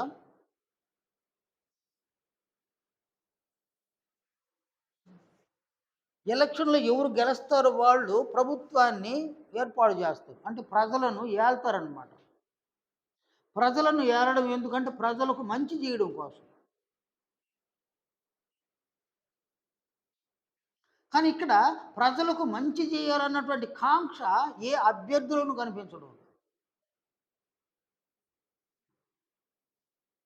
ఇప్పుడు ప్రచారానికి మనుషులు పిలిచిన డబ్బులు ఇచ్చి పిలుస్తూ ఉండడు.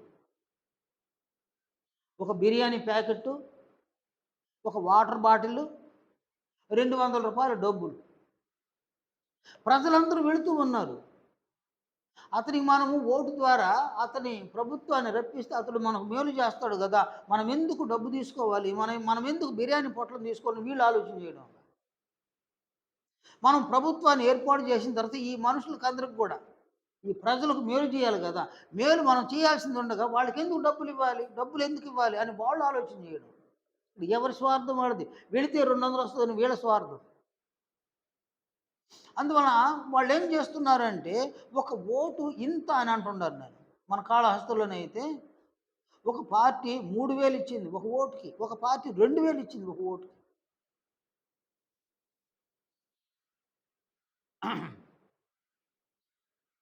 అటు విస్తారమైన డబ్బులు ఖర్చు పెట్టడం. ఎందుకు ఇంత డబ్బును ఖర్చు పెట్టడం ఎందుకు? నేను 100 కోట్లు ఖర్చు పెట్టినాడు, లేక 50 కోట్లు ఖర్చు పెట్టినాడు. ఎందుకు ఖర్చు పెట్టినాడు? ప్రజల మీద ప్రేమతో ఖర్చు పెడుతున్నాడా? ఏమిలే. ఏ పార్టీ వాడైనా ప్రజల మీద ప్రేమతో ఖర్చు పెట్టలే. 50 కోట్లు ఖర్చు పెట్టి అతడు కానీ విజయాన్ని సాధిస్తే, అతని ప్రభుత్వం కనుక వస్తే, అతడు 50 కోట్లు కాదు 1000 కోట్లు సంపాదించుకోవచ్చు అన్నమాట.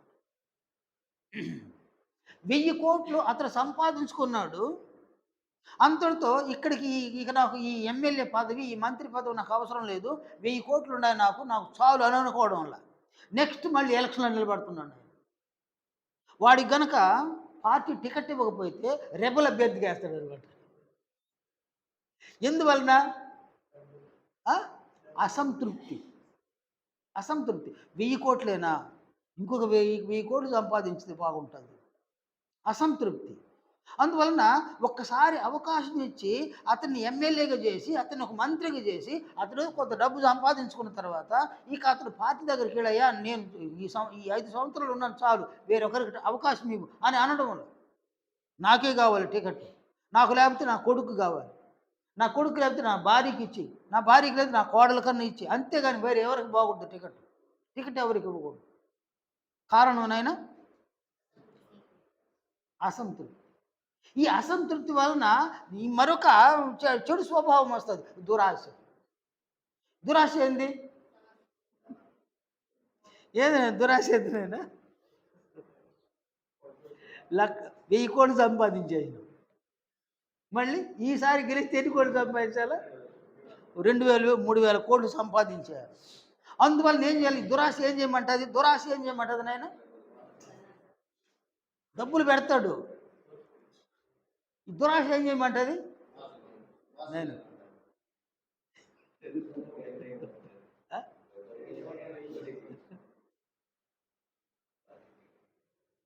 ఓటర్ల దగ్గరికి పోయి దండాలు పెట్టాలి, నేను వంగి దండాలు పెట్టాలంట.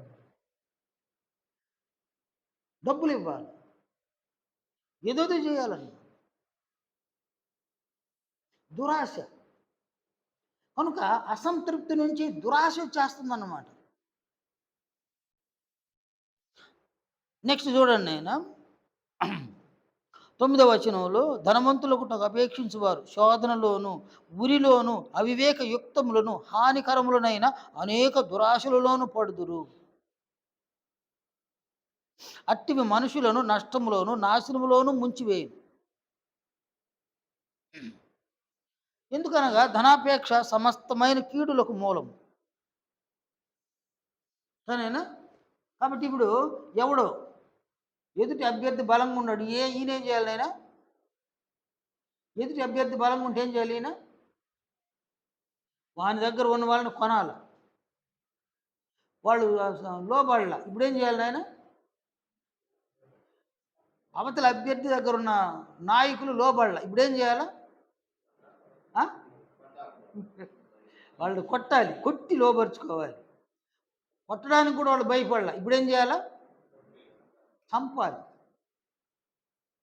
చంపేయాలన్న. ఎట్లయినా సరే అధికారాన్ని కైవసం చేసుకోవాలి. ఎందుకొరకు? అసంతృప్తి. 1000 కోట్లేనా నా దగ్గర ఉండేది, ఈసారి గెలిస్తే ఒక 2000 కోట్లు 3000 కోట్లు సంపాదించవచ్చు. మంచి మెజారిటీతో గెలిచినాడు, అక్కడ పార్టీ లీడర్ దగ్గరికి పోయినాడు.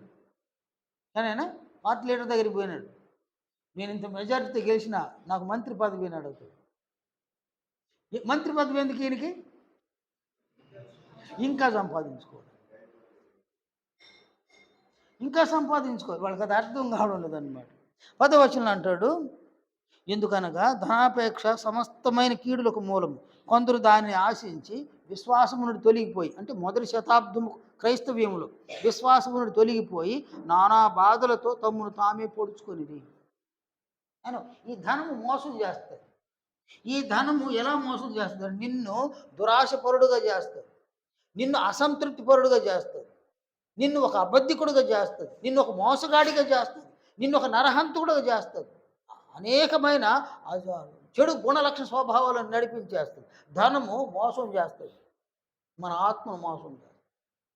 కనుక ఐహిక విచారము ధనమోసము రెండు కలిసి ఏం చేస్తుంది నాయన? దేన్ని అణిచివేస్తుంది? ఈ ఎదుగుదలను అణిచివేస్తుంది అన్నమాట.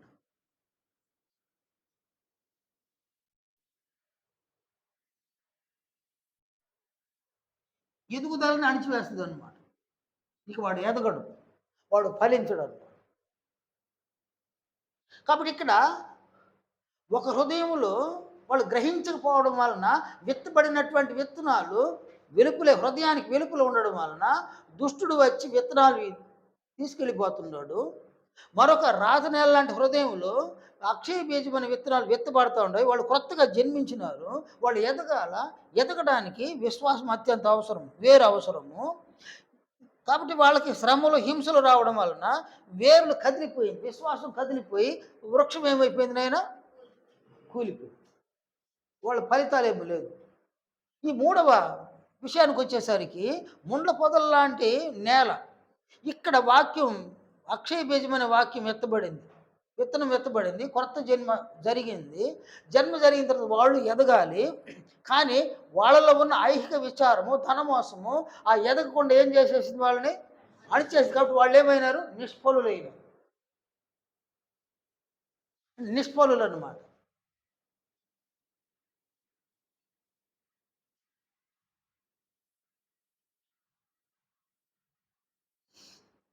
నిష్ఫలులు.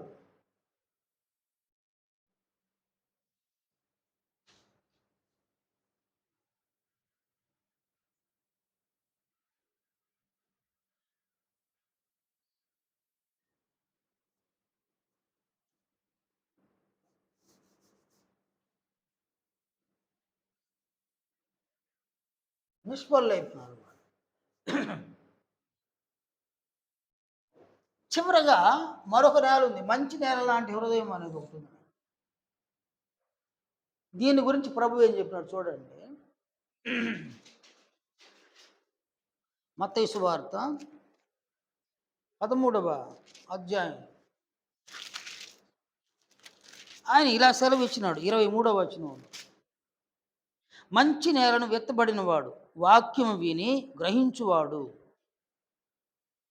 అంటే వీరు వాక్యమును, ఇక్కడ విత్తబడింది వీరిలో ఏం జరిగిందన్నాడు ఆయన.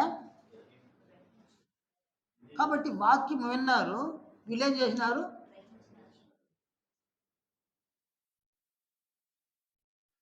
గ్రహించినారు అనమాట.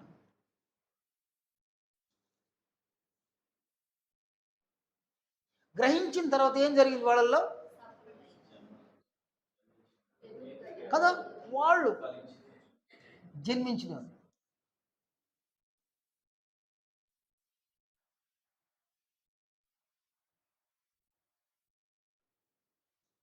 కొత్తగా జన్మించినారు, వాక్యం విన్నారు. చూడండి నన్ను 23వ వచనంలో, మంచి నేలను విత్తబడిన వారు వాక్యము విని గ్రహించి అట్టివారు సఫలులై, వీళ్ళేమైనా నాయన సఫలులైన,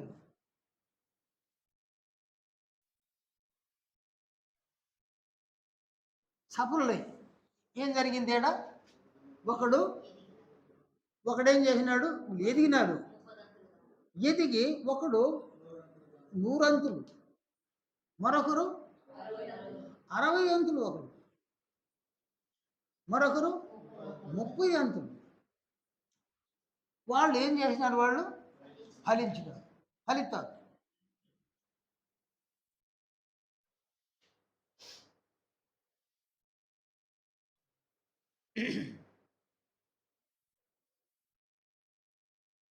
కాబట్టి ఇక్కడ క్రొత్త జన్మ,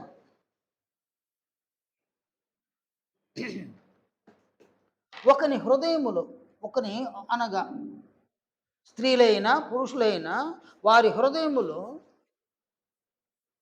దేవుని వాక్యము అను అక్షయ బీజము విత్తబడగా, ఎవరైతే గ్రహించరో వారి హృదయంలో విత్తబడిన వాక్యాన్ని సాతానుడు వారి అనుచరులు వాళ్ళు తీసుకెళ్తారు. అసలు వాళ్ళు క్రొత్తగానే జన్మించరు. రెండవది, రాతి నేల లాంటి హృదయం కలిగిన వారు ఉన్నారు. వాక్యమనే అక్షయ బీజము వారి హృదయంలో విత్తబడగా వారు దాన్ని స్వీకరిస్తారు. అందువలన వాళ్ళు క్రొత్తగా జన్మిస్తారు. జన్మించినటువంటి వారు ఎదగాలి, క్రీస్తు యొక్క మహిమలోనికి ఎదగాలన్నమాట. ఆ ఎదగడానికి వారికి వేరు అవసరం, అది విశ్వాసం. కానీ వారిలో ఈ విశ్వాసం ఉంది, కానీ వారి జీవితంలో శ్రమలు హింసలు సంభవించగా విశ్వాసము కదిలింపబడి శోధనలు వచ్చినప్పుడు విశ్వాసం నుండి వాళ్ళు తొట్టిల్లడం వలన, విశ్వాసం కదిలింపబడడం వలన వాళ్ళు ఎదగడం, అందువలన వాళ్ళు ఫలములను ఫలించరు. మరొకటి, ముండ్ల పొదల్లాంటి నేల లాంటి హృదయం అన్నాడు. అక్కడ వాక్యము అనే అక్షయ బీజము విత్తబడగా అది మొలిచింది, అంటే కొత్తగా జన్మించేసిన వారు ఎదగాలి. కానీ వారిలో ఐహిక విచారం, ఏమి తిందుమో, ఏమి త్రాగుదుమో, ఏమి ధరించుకో, ఎలా బ్రతకాలన్న విచారం అన్నమాట. ధనమోసం, ధనము ఎంతగా మోసం చేస్తుందంటే నీ చేత అబద్ధం చెప్పమంటుంది, నీ చేత దొంగిలించమంటుంది, నీ చేత అనేక చెడ్డ క్రియలను ఆ ధనము చేయమంటుంది. అది మోసగిస్తుంది, నీ వ్యక్తిత్వాన్ని పూర్తిగా పాడు చేస్తుంది. ఈ ధనమోసం, ఈ రెండు చేరి వారి విశ్వాస జీవితాన్ని అణచివేయడం వలన వాళ్ళు నిష్ఫలులైపోతారన్నమాట. కానీ ఒక నేలను గురించి చెప్పినాడు, మంచి నేల లాంటి హృదయం. వాళ్ళు విన్న వాక్యాన్ని ఏం చేస్తారు నాయన, గ్రహిస్తారు. అందువలన క్రొత్తగా జన్మిస్తారు. జన్మించి వారు ఏం చేస్తారు, వాళ్ళు ఎదుగుతారు. ఎదగడానికి కారణం ఏంది నాయన, వేరు ఏందది, విశ్వాసం. వాళ్ళు విశ్వాసులుగా ఉన్నారంటే ప్రభు బోధించిన బోధను విశ్వసించి అలాగున జీవించడం, వాళ్ళు విశ్వసిస్తారు. వాళ్ళు ఎదిగి ఫలములను ఫలిస్తారన్నమాట. 100 అంతులుగా, 60 అంతులుగా, 30 అంతులుగా ఫలాలు ఫలిస్తారు. కనుక ఈ 4 రకాలైన నేలలు చెప్పినాడు, హృదయాలు. ఇక్కడ క్రొత్త జన్మను గురించి ఆయన చెప్పినాడు అన్నమాట. కనుక క్రొత్తగా జన్మించాలి అని అంటే బీజం అత్యంత అవసరం. అక్షయ బీజం అవసరం అన్నమాట.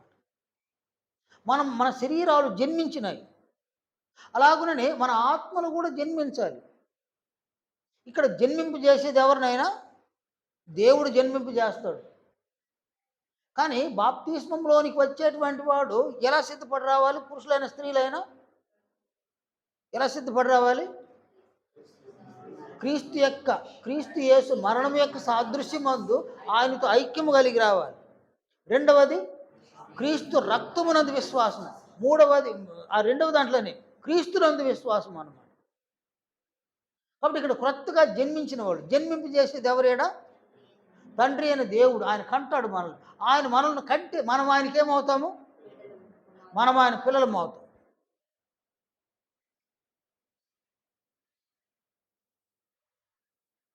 కానీ మనము ఆయన పిల్లలం అవడానికి ఏం జరగాలి? ఆయన కన్నా కూడా మనం ఆయనకి పిల్లలు కావాలి. ఆయన మనల్ని కంటాడు బాప్తిస్మములో, కానీ మనం ఆయనకి ఏం కావాలి? పిల్లలు అవ్వాలంటే ఏం జరగాలి? ఊరికి కంటే పిల్లలు అయిపోం మనం మీద. ఇది కాదు నాయన, ఇది పాయింట్ వేరే అన్నమాట. ఇప్పుడు దేవుడు కంటాడు నాయన. యాకోబు 1:18 ఆయన తాను ప్రేమించిన వాటిలో మనము ప్రథమ ఫలమైన ఉండినట్లు సత్యవాక్యం వలన మనలను తన సంకల్ప ప్రకారం కనెను. ఆయన మనల్ని కంటాడు. ఆయన కన్నా కూడా ఆయనకి పిల్లలు కావాలి. మనం పిల్లలు అవ్వడం ఎలా సాధ్యం? అది ఎట్లా పిల్లలు అవుతాం ఆయన?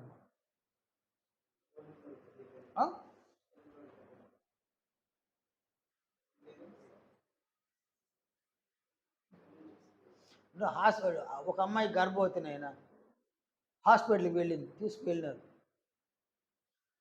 అక్కడ డెలివరీ అయిందన్నమాట. కానైనా ఆ బిడ్డ ఆమె బిడ్డ అని ఎవరు చెప్పాలాడ? ఆమె చెప్పుకుంటే సరిపోదు. ఎవరు చెప్పాలా? చెప్పేది ఎవరినైనా? వాళ్ళు చెప్తే కూడా కుదరదాడ, ఆయన చెప్తే కూడా కుదరదు.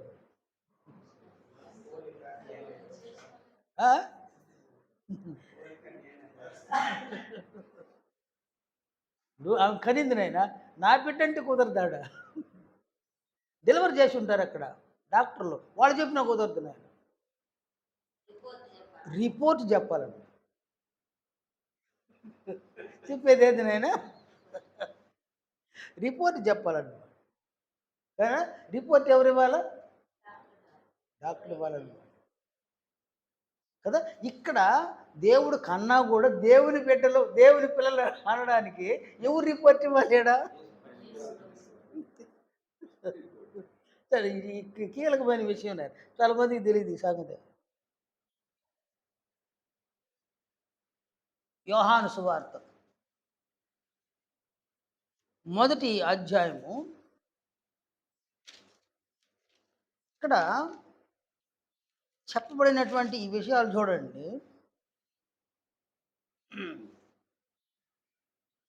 12వ 1 ఇక్కడ చూడండి, తన్ను ఎందరు అంగీకరించిరో వారికందరికి, అనగా తన నామమునందు విశ్వాసం ఉంచిన వారికి దేవుని పిల్లలగుటకు ఆయన అధికారం అనుగ్రహించను. అధికారం ఇచ్చేది ఎవరినైనా?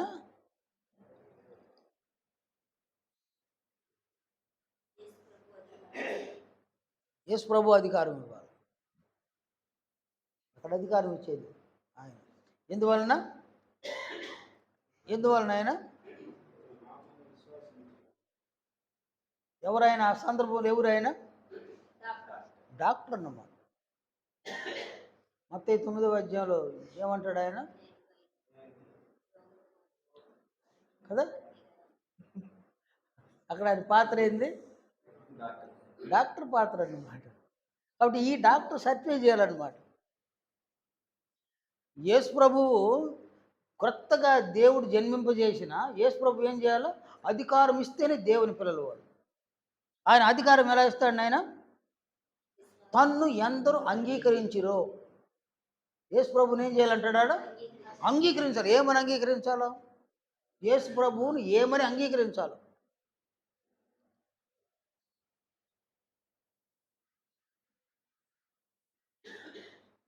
మనం ఆ 12వ వచనం చూడండి ఆయన. అదేమన్నాడు చూడండి ఆయన. మళ్ళీ మళ్ళీ ఇంకొంచెం ముందు నుంచి చదువుదాం. 11వ వచనం నుంచి చదువుదాం. ఆయన తన స్వకీయుల యొద్దకు వచ్చెను. ఎవరి దగ్గరకు వచ్చినాడు ఆయన? యూదుల దగ్గరకు వచ్చినాడు, ఇశ్రాయేలు దగ్గరకు వచ్చినాడు. తన స్వకీయుల యొద్దకు వచ్చెను. ఆయన స్వకీయులు ఆయనను అంగీకరింపలేదు. అంటే యూదులు ఏం చేయలేదు, ఆయన్ని అంగీకరించలేదు. 12వ వచనం. తన్ను ఎందరు అంగీకరించిరో వారికందరికీ, అనగా తన నామమున విశ్వాసం ఉంచిన వారికి దేవుని పిల్లలగుటకు ఆయన అధికారం అనుగ్రహించును. అంటే యేసు ప్రభువును అంగీకరించాలి, ఆయన నామమునందు విశ్వాసం ఉంచాలి. ఏమని విశ్వసించాలి యేసు ప్రభువుని?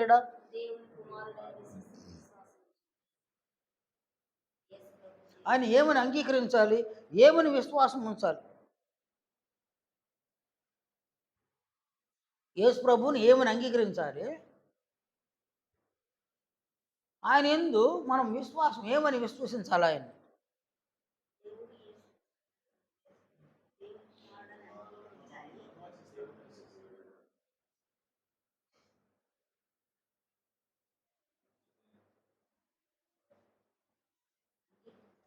మొదట ఏం చెప్పినాడు ఆయన? తన్ను ఎందరూ అంగీకరించరు, ఆయన అంగీకరించాలి. నెంబర్ 1.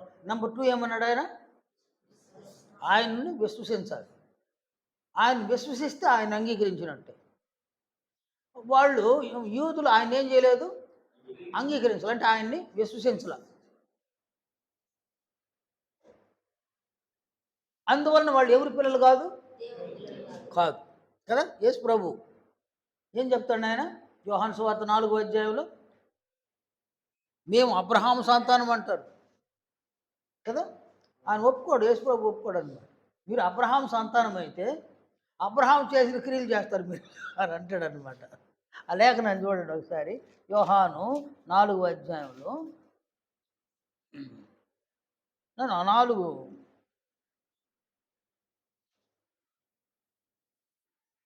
4 కాదు నాయన, 8వ అధ్యాయం. యోహాను సువార్త 8వ అధ్యాయంలో అక్కడ చూడండి, ఇక్కడ 35వ వచనం నుండి, దాసుడు ఎల్లప్పుడూ ఇంటిలో నివాసము చేయడు, కుమారుడు ఎల్లప్పుడూ నివాసం చేయను. కుమారుడు మిమ్మల్ని స్వతంత్రులుగా చేసిన ఎడల మీరు నిజముగా స్వతంత్రులయ్యుందురు. మీరు అబ్రహాము సంతానమని నాకు తెలియను, అయినను మీలో నా వాక్యమునకు చోటు లేదు కనుక నన్ను చంప వెదుగుతున్నారు. నేను నా తండ్రి యొద్ద చూచిన సంగతులే బోధించుతున్నాను. ఆ ప్రకారం మీరు మీ తండ్రి యొద్ద వినిన సంగతులే జరిగించుతున్నారని వారితో చెప్పారు. అంటే నా తండ్రి మీ తండ్రి. యేసు ప్రభు తండ్రి ఎవరినైనా? దేవుడు. మీ తండ్రిని యూదులతో చెప్పినాడు. వాళ్ళ తండ్రి ఎవరు?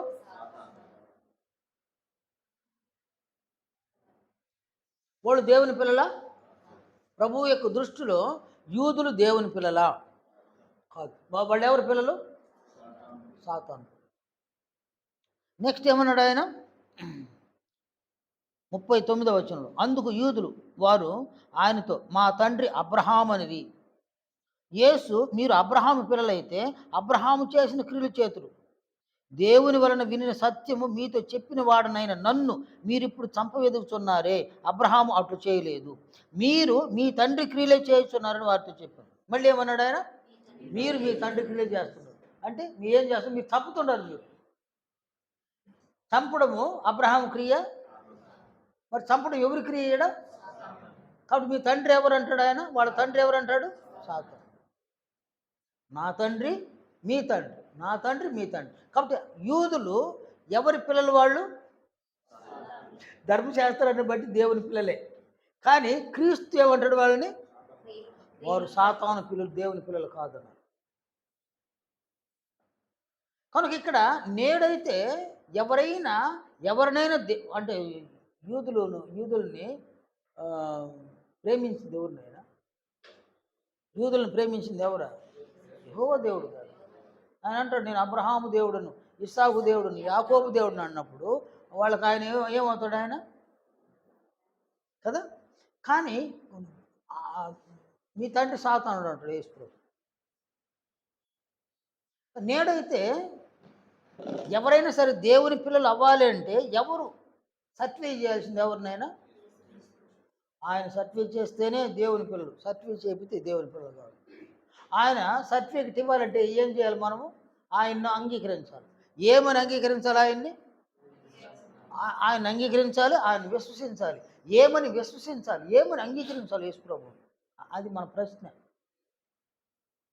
యోహాను సువార్త 1వ అధ్యాయంలోని ఆ మొదటి 5 వచనాలు చూడండి. ఆయన యోహాను సువార్త 1వ అధ్యాయము మొదటి 5 వచనాలు. ఆది యందు వాక్యముండెను, వాక్యము దేవుని యొద్ద ఉండెను, వాక్యము దేవుడై ఉండెను. ఆయన ఆది యందు దేవుని యొద్ద ఉండెను. సమస్తమును ఆయన మూలముగా కలిగి ఉన్నదేది ఆయన లేకుండా కలుగలేదు. ఆయనలో జీవం ఉండెను, ఆ జీవము మనుషులకు వెలుగై ఉండెను. ఆ వెలుగు చీకటిలో ప్రకాశించుతున్నది కానీ చీకటి దాన్ని గ్రహింపుకుండెను. నేను ఏమని విశ్వసించాలి యేసు ప్రభువుని? ఈ లేఖనములు ఆయన ఏమని విశ్వసించాలి? నాయన చూడండి, ఆయన ఆది యందు వాక్యం ఉండెను అంటే యేసు ప్రభు ఎప్పుడు ఉన్నాడు?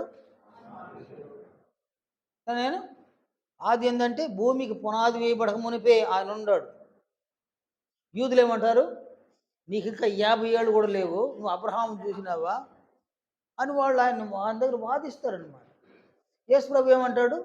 అబ్రహాం పుట్టక మునిపే నేనున్నా. కాబట్టి అబ్రహాం పుట్టక ముందు కాదు, లోకం పుట్టక ముందే ఉన్నాడు ఆయన.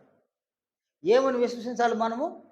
క్రీస్తు లోకము పుట్టక ముందే ఉన్నాడు, నెంబర్ 1. నెంబర్ 2, ఆయన దేవుని యొద్ద, వాక్యము దేవుని యొద్ద ఉండెను. కాబట్టి ఈయన ఎక్కడుండే వ్యక్తి? అయినా దేవుని యొద్ద ఉన్న వ్యక్తి అన్నమాట. ఎప్పుడు? జగత్తు పునాది వేయబడక మునిపి దేవునితో ఉన్న వ్యక్తి అన్నమాట. ఆయన ఏమై ఉన్నాడు? ఆయన దేవుడై ఉండెను. దేవుడు అంటే ఏంది నాయన? సృష్టికర్త. కానీ దేవుని వద్ద మరొక దేవుడు ఉన్నాడు. ఈయన ఎవరైనా? యేసుక్రీస్తు. నెక్స్ట్ ఏమన్నాడు ఆయన? సమస్తమును ఆయన మూలముగా కలిగెను. అంటే కలిగి ఉన్నదానికి మూలం ఎవరు? యేసు ప్రభు అన్నమాట. ఈ లోకం సృష్టింపబడ్డానికి, ఈ లోకంలో మానవులు సృష్టింపబడ్డానికి మూలం ఎవరు? యేసుక్రీస్తు. ఎందువలన? దేవుని యొక్క సంకల్పంలో క్రీస్తు ఏం కావాలి? జ్యేష్ఠ కుమారుడు కావాలి. ఈయన జ్యేష్ఠ కుమారుడు కావాలంటే అనేక మంది కుమారులు తయారు కావాలి. ఆ కుమారులు ఎవరిలో తయారు కావాలి? మానవులలో. మానవులు ఎవరి కోసం పుట్టింపబడి ఉన్నారు? ఈ మానవులు నివసించడానికి లోకం కావాలి. ఈ లోకాన్ని, మానవులను దేవుడు ఎవరి కొరకు సృష్టించినాడు? ఆయన కలిగి ఉన్నదే, ఆయన మూలముగా సమస్తమును కలిగిన కదా. కలిగి ఉన్నది ఏది ఆయన లేకుండా కలుగలేదు. ఆయనలో ఏముంది? ఆయనలో జీవం ఉండెను. ఆ జీవము మనుషులకు వెలుగై ఉండెను. ఆ వెలుగు చీకటిలో ప్రకాశించున్నది, అంటే లోకంలో ప్రకాశిస్తూ ఉంది. చీకటి దాన్ని గ్రహింపకుండా. ఎన్ని పాయింట్లు చెప్పినాడు ఆడ? 8 పాయింట్లు. 8 పాయింట్లు చెప్పినాడు అన్నమాట. ఈ 8 విషయాలు ఎవరిని గురించి చెప్పినాడు ఆడ? యేసు ప్రభువుని గురించి చెప్పినాడు. కాబట్టి ఇక్కడ ఆయనను విశ్వసించడం అనగా ఆయన వాక్యము. ఆయన దేవుని యొద్ద ఉన్నాడు, ఆయన దేవుడై ఉన్నాడు కదా. ఆయన మూలంగా సమస్తం కలిగింది. ఆయన లేకుండా ఏది కలగలేదు. ఆయనలో ఏముంది? ఆ జీవం ఏమైంది? కాబట్టి ఈ 8 సంగతులను మనం నమ్మాలన్నమాట. మనం నమ్మితే ఏం చేస్తాం నాయన? దాన్ని అంగీకరిస్తాం. అంటే విశ్వసిస్తే అంగీకరిస్తాం. ఆయనే వాక్యము, ఆయన దేవుని యొద్ద ఉన్నాడు, ఆయన దేవుడై ఉన్నాడు కదా. ఈ 8 సంగతులను కూడా మనం విశ్వసిస్తే అంగీకరిస్తాం అన్నమాట. మనం విశ్వసించి అంగీకరిస్తే, అంటే బాప్తిస్మంలోనికి వచ్చిన వ్యక్తి ఆయన ఇలాంటి వ్యక్తి అని విశ్వసించి అంగీకరించేస్తే ఈయనేం చేస్తాడు? యేసు ప్రభువు తన్ను ఎందరూ అంగీకరించిరో కదనైనా అనగా తన నామమునందు విశ్వాసం ఉంచిన వారికి దేవుని పిల్లలగుటకు ఆయన ఏం చేస్తాడు? ఆయన అధికారం అనుగ్రహిస్తాడు. కనుక దేవుడు మనల్ని కంటాడు బాప్తిస్మములో.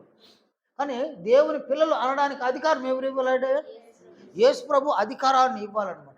ఆయన అధికారం ఇవ్వకపోతే వాళ్ళెవరు నాయన? వాళ్ళు దేవుని పిల్లలు కాదు. వాళ్ళు దేవుని పిల్లలు కాదు. నేను ఈ సంగతులు ఇప్పుడు వినుండవు దీన్నే. అంత సీక్రెట్ ఉంది నాయన. యేసు ప్రభువు దేవుని పిల్లలు అని ఆయన సర్టిఫై చేయాలన్నమాట. ఆయన సర్టిఫై చేయకపోతే ఎవరు దేవుని పిల్లలు కారు. బాప్తిస్మం పొందున్నా కూడా వాళ్ళు ఎవరు కాదు? దేవుని పిల్లలు కాదు. కనుక ఇక్కడ బాప్తిస్మమునకు ముందే ఆయన మరణం యొక్క సాదృశ్యం ముందు ఆయనతో ఐక్యం కలిగి ఉండాలి. ఆయన రక్తమునందు విశ్వాసం ఉంచాలి. ఆయన ఎందుకు విశ్వాసం ఉంచాలన్నమాట. ఈ 8 సంగతులను మనం విశ్వసించి దాన్ని గైకొనాలి, అంగీకరించాలి. అప్పుడు బాప్తిస్మములో దేవుడు ఒక వ్యక్తిని క్రొత్తగా జన్మింపజేస్తే క్రీస్తు ఏం చేస్తాడని బాప్తిస్మంలో? హాస్పిటల్లో ఒక బిడ్డ జన్మించినాడు ఆయన, డాక్టర్లు ఏం చేస్తారు? ఏం చేస్తారు డాక్టర్లు కదా? సర్టిఫికేట్ ఇచ్చేస్తారు. దియా పాప సర్టిఫికేట్ తెచ్చేసినారమ్మా. మన బిడ్డ ఆడు జన్మించినా కూడా డేట్ ఆఫ్ బర్త్ ఎవరు ఇవ్వాలి నాయన? వాళ్ళే ఇవ్వాలన్నమాట. 10 సార్లు తిరగాలి ఆడికి మనం. వాళ్ళు ఇవ్వకపోతే మన బిడ్డ పుట్టినరోజు కూడా ఎవరికి తెలియదు, మనం కూడా మర్చిపోతాం అన్నమాట. కనుక ఇక్కడ యేసు ప్రభువు క్రొత్తగా జన్మించిన వాళ్ళు దేవుని పిల్లలు అవ్వడానికి ఆయన అధికారం ఇస్తాడు. ఏ బేస్ మీద ఇస్తాడు ఆయన?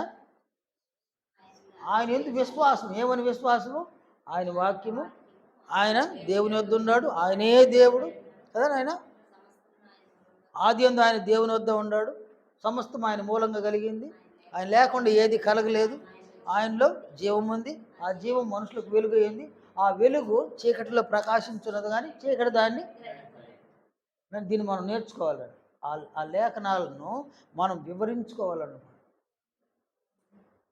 ఇలా అని విశ్వసిస్తే ఆయన ఏం చేస్తాం? మనం అంగీకరిస్తాం. ఆయన అంగీకరిస్తే ఆయన ఏం చేస్తాడు? మీరు దేవుని పిల్లలు అని సర్టిఫికేట్ ఇస్తాడు అన్నమాట. ఆ సర్టిఫికేట్ తీసుకొని ఎక్కడికి వెళ్ళాలి? మనం సంఘంలోని ప్రవేశిస్తాం. ఇవన్నీ కనబడవు, నేను కాగితాల మీద కనబడిపోయి నెట్ ఇస్తాడు సర్టిఫికేట్ తెలియదు మనకి, కానీ ఆయన అధికారం ఇస్తాడు. అధికారం తీసుకొని అధికారంతో మనము సంఘంలోని ప్రవేశిస్తే అప్పుడు మనం ఎవరినైనా దేవుని పిల్లలము. ఆయన దేవుడు మనలను నువ్వు నా బిడ్డ కాదనడానికి లేదనమాట. ఇంకా ఈ అధికారాన్ని ఆయన ఇస్తే నువ్వు నా బిడ్డ కాదనడానికి ఎవరు కూడా హక్కు లేదాడు. అసలు ఆయన కూడా ఈ అధికారం లేదనమాట. అంటే ఆయన అధికారం ఇచ్చినాడు అంటే మనం దేవుని పిల్లము. కనుక క్రొత్తగా జన్మిస్తే ఆ జన్మించిన వాడు దేవుని పిల్లలు కావాలన్నా క్రీస్తు అధికారం ఇస్తేనే దేవుని పిల్లలు అవుతారు. క్రీస్తుని మనం విశ్వసించాలి, అంగీకరించాలి. అప్పుడు క్రీస్తు అధికారాన్ని ఇస్తాడు. మనం దేవుని పిల్లలం అనేటువంటి అధికారాన్ని ఆయన ఇస్తాడనమాట. అలాగున ఈ క్రొత్తగా మనం జన్మించిన వాళ్ళు ఎక్కడికి ప్రవేశిస్తాం? మనము దేవునికి జన్మించి సంఘంలోనికి ప్రవేశిస్తాం. ఆయన 10 అయింది టైం. సరే, ఈ క్రొత్తగా జన్మిస్తారు కదా బాప్తిస్మములో. ఇది ఒక ఆశీర్వాదం. క్రొత్త జన్మ అనేది ఒక ఆశీర్వాదం ఆత్మకి. మరొక ఆశీర్వాదం ఉంది. మరొక ఆశీర్వాదం ఏంటంటే మనోనేత్రాలు వెలిగింపు చేయడం అన్నమాట. తండ్రి అయిన దేవుడు మనోనేత్రములను వెలిగింపు చేస్తాడు అన్నమాట. ఒకసారి ఈ లేఖనాన్ని చూడండి. ఎఫెసీ పత్రిక 1వ అధ్యాయం 19వ వచనంలో, అపోస్తుడైన 17-19 వచనాలు అనుకుంటారు. 1వ అధ్యాయము 17-19 వచనాలు. మరియు మీ మనోనేత్రములు వెలిగింపబడినందున అని అక్కడ ఆయన పౌలు బోధించినాడు అనమాట. కనుక బాప్తిస్మము అనేటువంటి కార్యక్రమంలో తండ్రి అయిన దేవుడు మనోనేత్రములను వెలిగింపు చేస్తాడు.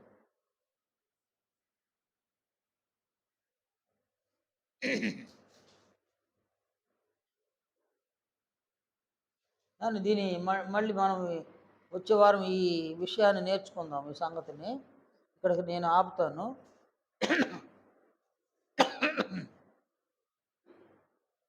అంటే మనోనేత్రాలను దేవుడు బాప్తిస్మం అనే కార్యక్రమాలు వెలిగింపు చేస్తారు. దాన్ని రాసుకోండి. వచ్చే వారం ఈ సంగతులు మనం నేర్చుకుందాం. నేను సెలవు.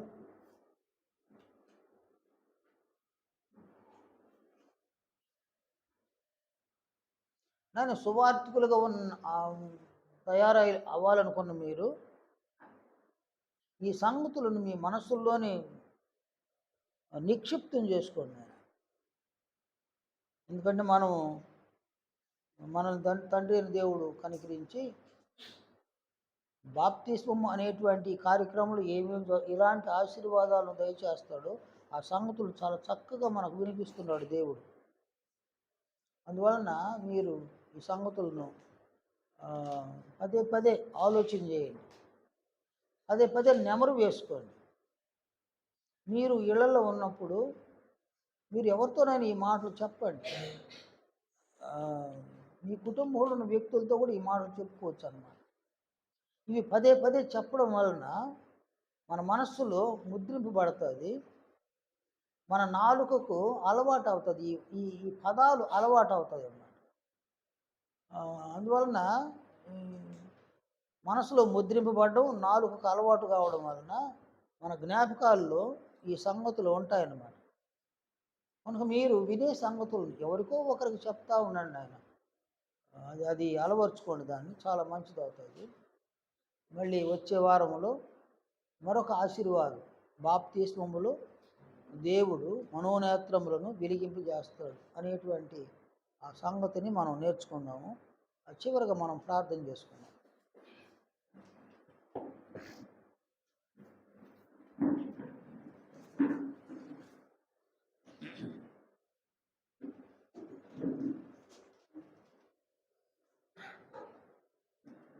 మహామహిమ కలిగిన మా తండ్రి,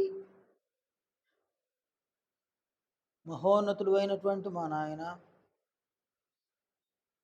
మీ కుమారుని యొక్క సంఘముగా మరొకసారి మేము కూడి వచ్చుటకు కనికరాన్ని చూపించి సంఘములో సువార్థికులు తయారవుటకు సువార్త సత్యమును ఈ దినములోనూ మాకు నేర్పించిన మీ మహా కనికరాన్ని బట్టి తండ్రి మీకు స్తుతులు స్తోత్రములు చెల్లిస్తూ ఉన్నాము. తండ్రి, సంఘము ఎదుగుటకు, సువార్త విస్తరించుటకు, సంఘములో అనేక మంది మీ కుమారుని యొక్క మహిమను పొందుటకు వీలుగా సువార్థికులుగా తయారవుట అత్యంత అవసరమై ఉండగా సంఘములో ఇలాంటి ఒక గొప్ప కార్యక్రమాన్ని మీరు ఏర్పాటు చేసి ఈ కార్యక్రమం ద్వారా సంఘంలో కొందరు బిడ్డలైన సువార్థికులుగా తయారవుటకు మీరు చూపిస్తున్న కనికరాన్ని బట్టి వందనాలు చెల్లిస్తున్నాను. మా తండ్రి, మా ప్రభువైన క్రీస్తు యేసు సెలవిచ్చిన ప్రకారం కోత విస్తారముగా ఉన్నది, పనివారు కొద్ది మందిగా ఉన్నారు. పనివారిని కోతకు కావాలని తండ్రిని వేడుకొనడని సెలవిచ్చిన ప్రకారంగా మేమును మిమ్మల్ని బ్రతిమలాడుతూ ఉన్నాము నాయన. ఈ కాళహస్త్రిపట్నంలోను ఈ చుట్టుపక్కల ప్రాంతాల్లోనూ పని విస్తారముగా అయితే ఉంది నాయన, పనివారు మాత్రం లేరు తండ్రి. అందువలన కొందరు సువార్థికులుగా తయారు చేసి ఈ పనిలో మీరు వాడుకుందురని ప్రార్థిస్తున్నాము. మా ప్రార్థన మన్నించమని వేడుకుంటూ ఉన్నాం. చేరి వచ్చిన ప్రతి బిడ్డను కనికరించండి తండ్రి. ఈ సంగతులను హృదయాల్లో, మనసుల్లో ముద్రించమని ప్రార్థిస్తూ ఉన్నాం తండ్రి. విన్నటువంటి సంగతులను బిడ్డలందరూ కూడా మరొకరికి వినిపించడానికి ఆసక్తిని కలిగి ఉండలాగున కనికరించమని ప్రార్థిస్తూ ఉన్నాం. వారు చేస్తున్న ప్రతి పనులలోనూ మీ సహాయాన్ని దయచేయండి ఆయన. మీ కనికరంతో బిడ్డలు నింపండి తండ్రి. వారి కుటుంబాలలో సమాధానాన్ని దయచేయండి తండ్రి. అన్ని విషయాలలో మీ కాపుదలను, క్షేమాన్ని మాకు అనుగ్రహించమని వేడుకుంటూ ఉన్నాం. సంఘ కార్యక్రమాలను దీవించండి. అన్ని విషయాలలో మీ కృపకు మమ్మల్ని పాత్రులుగా చేసి ఉండగా అన్ని విషయాల్లో కూడా మీ కుమారుని యొక్క అడుగుజాడలలో మేము నడిచి మీ కుమారుని యొక్క మహిమను పొందులాగున మరింత కనికరాన్ని చూపించమని,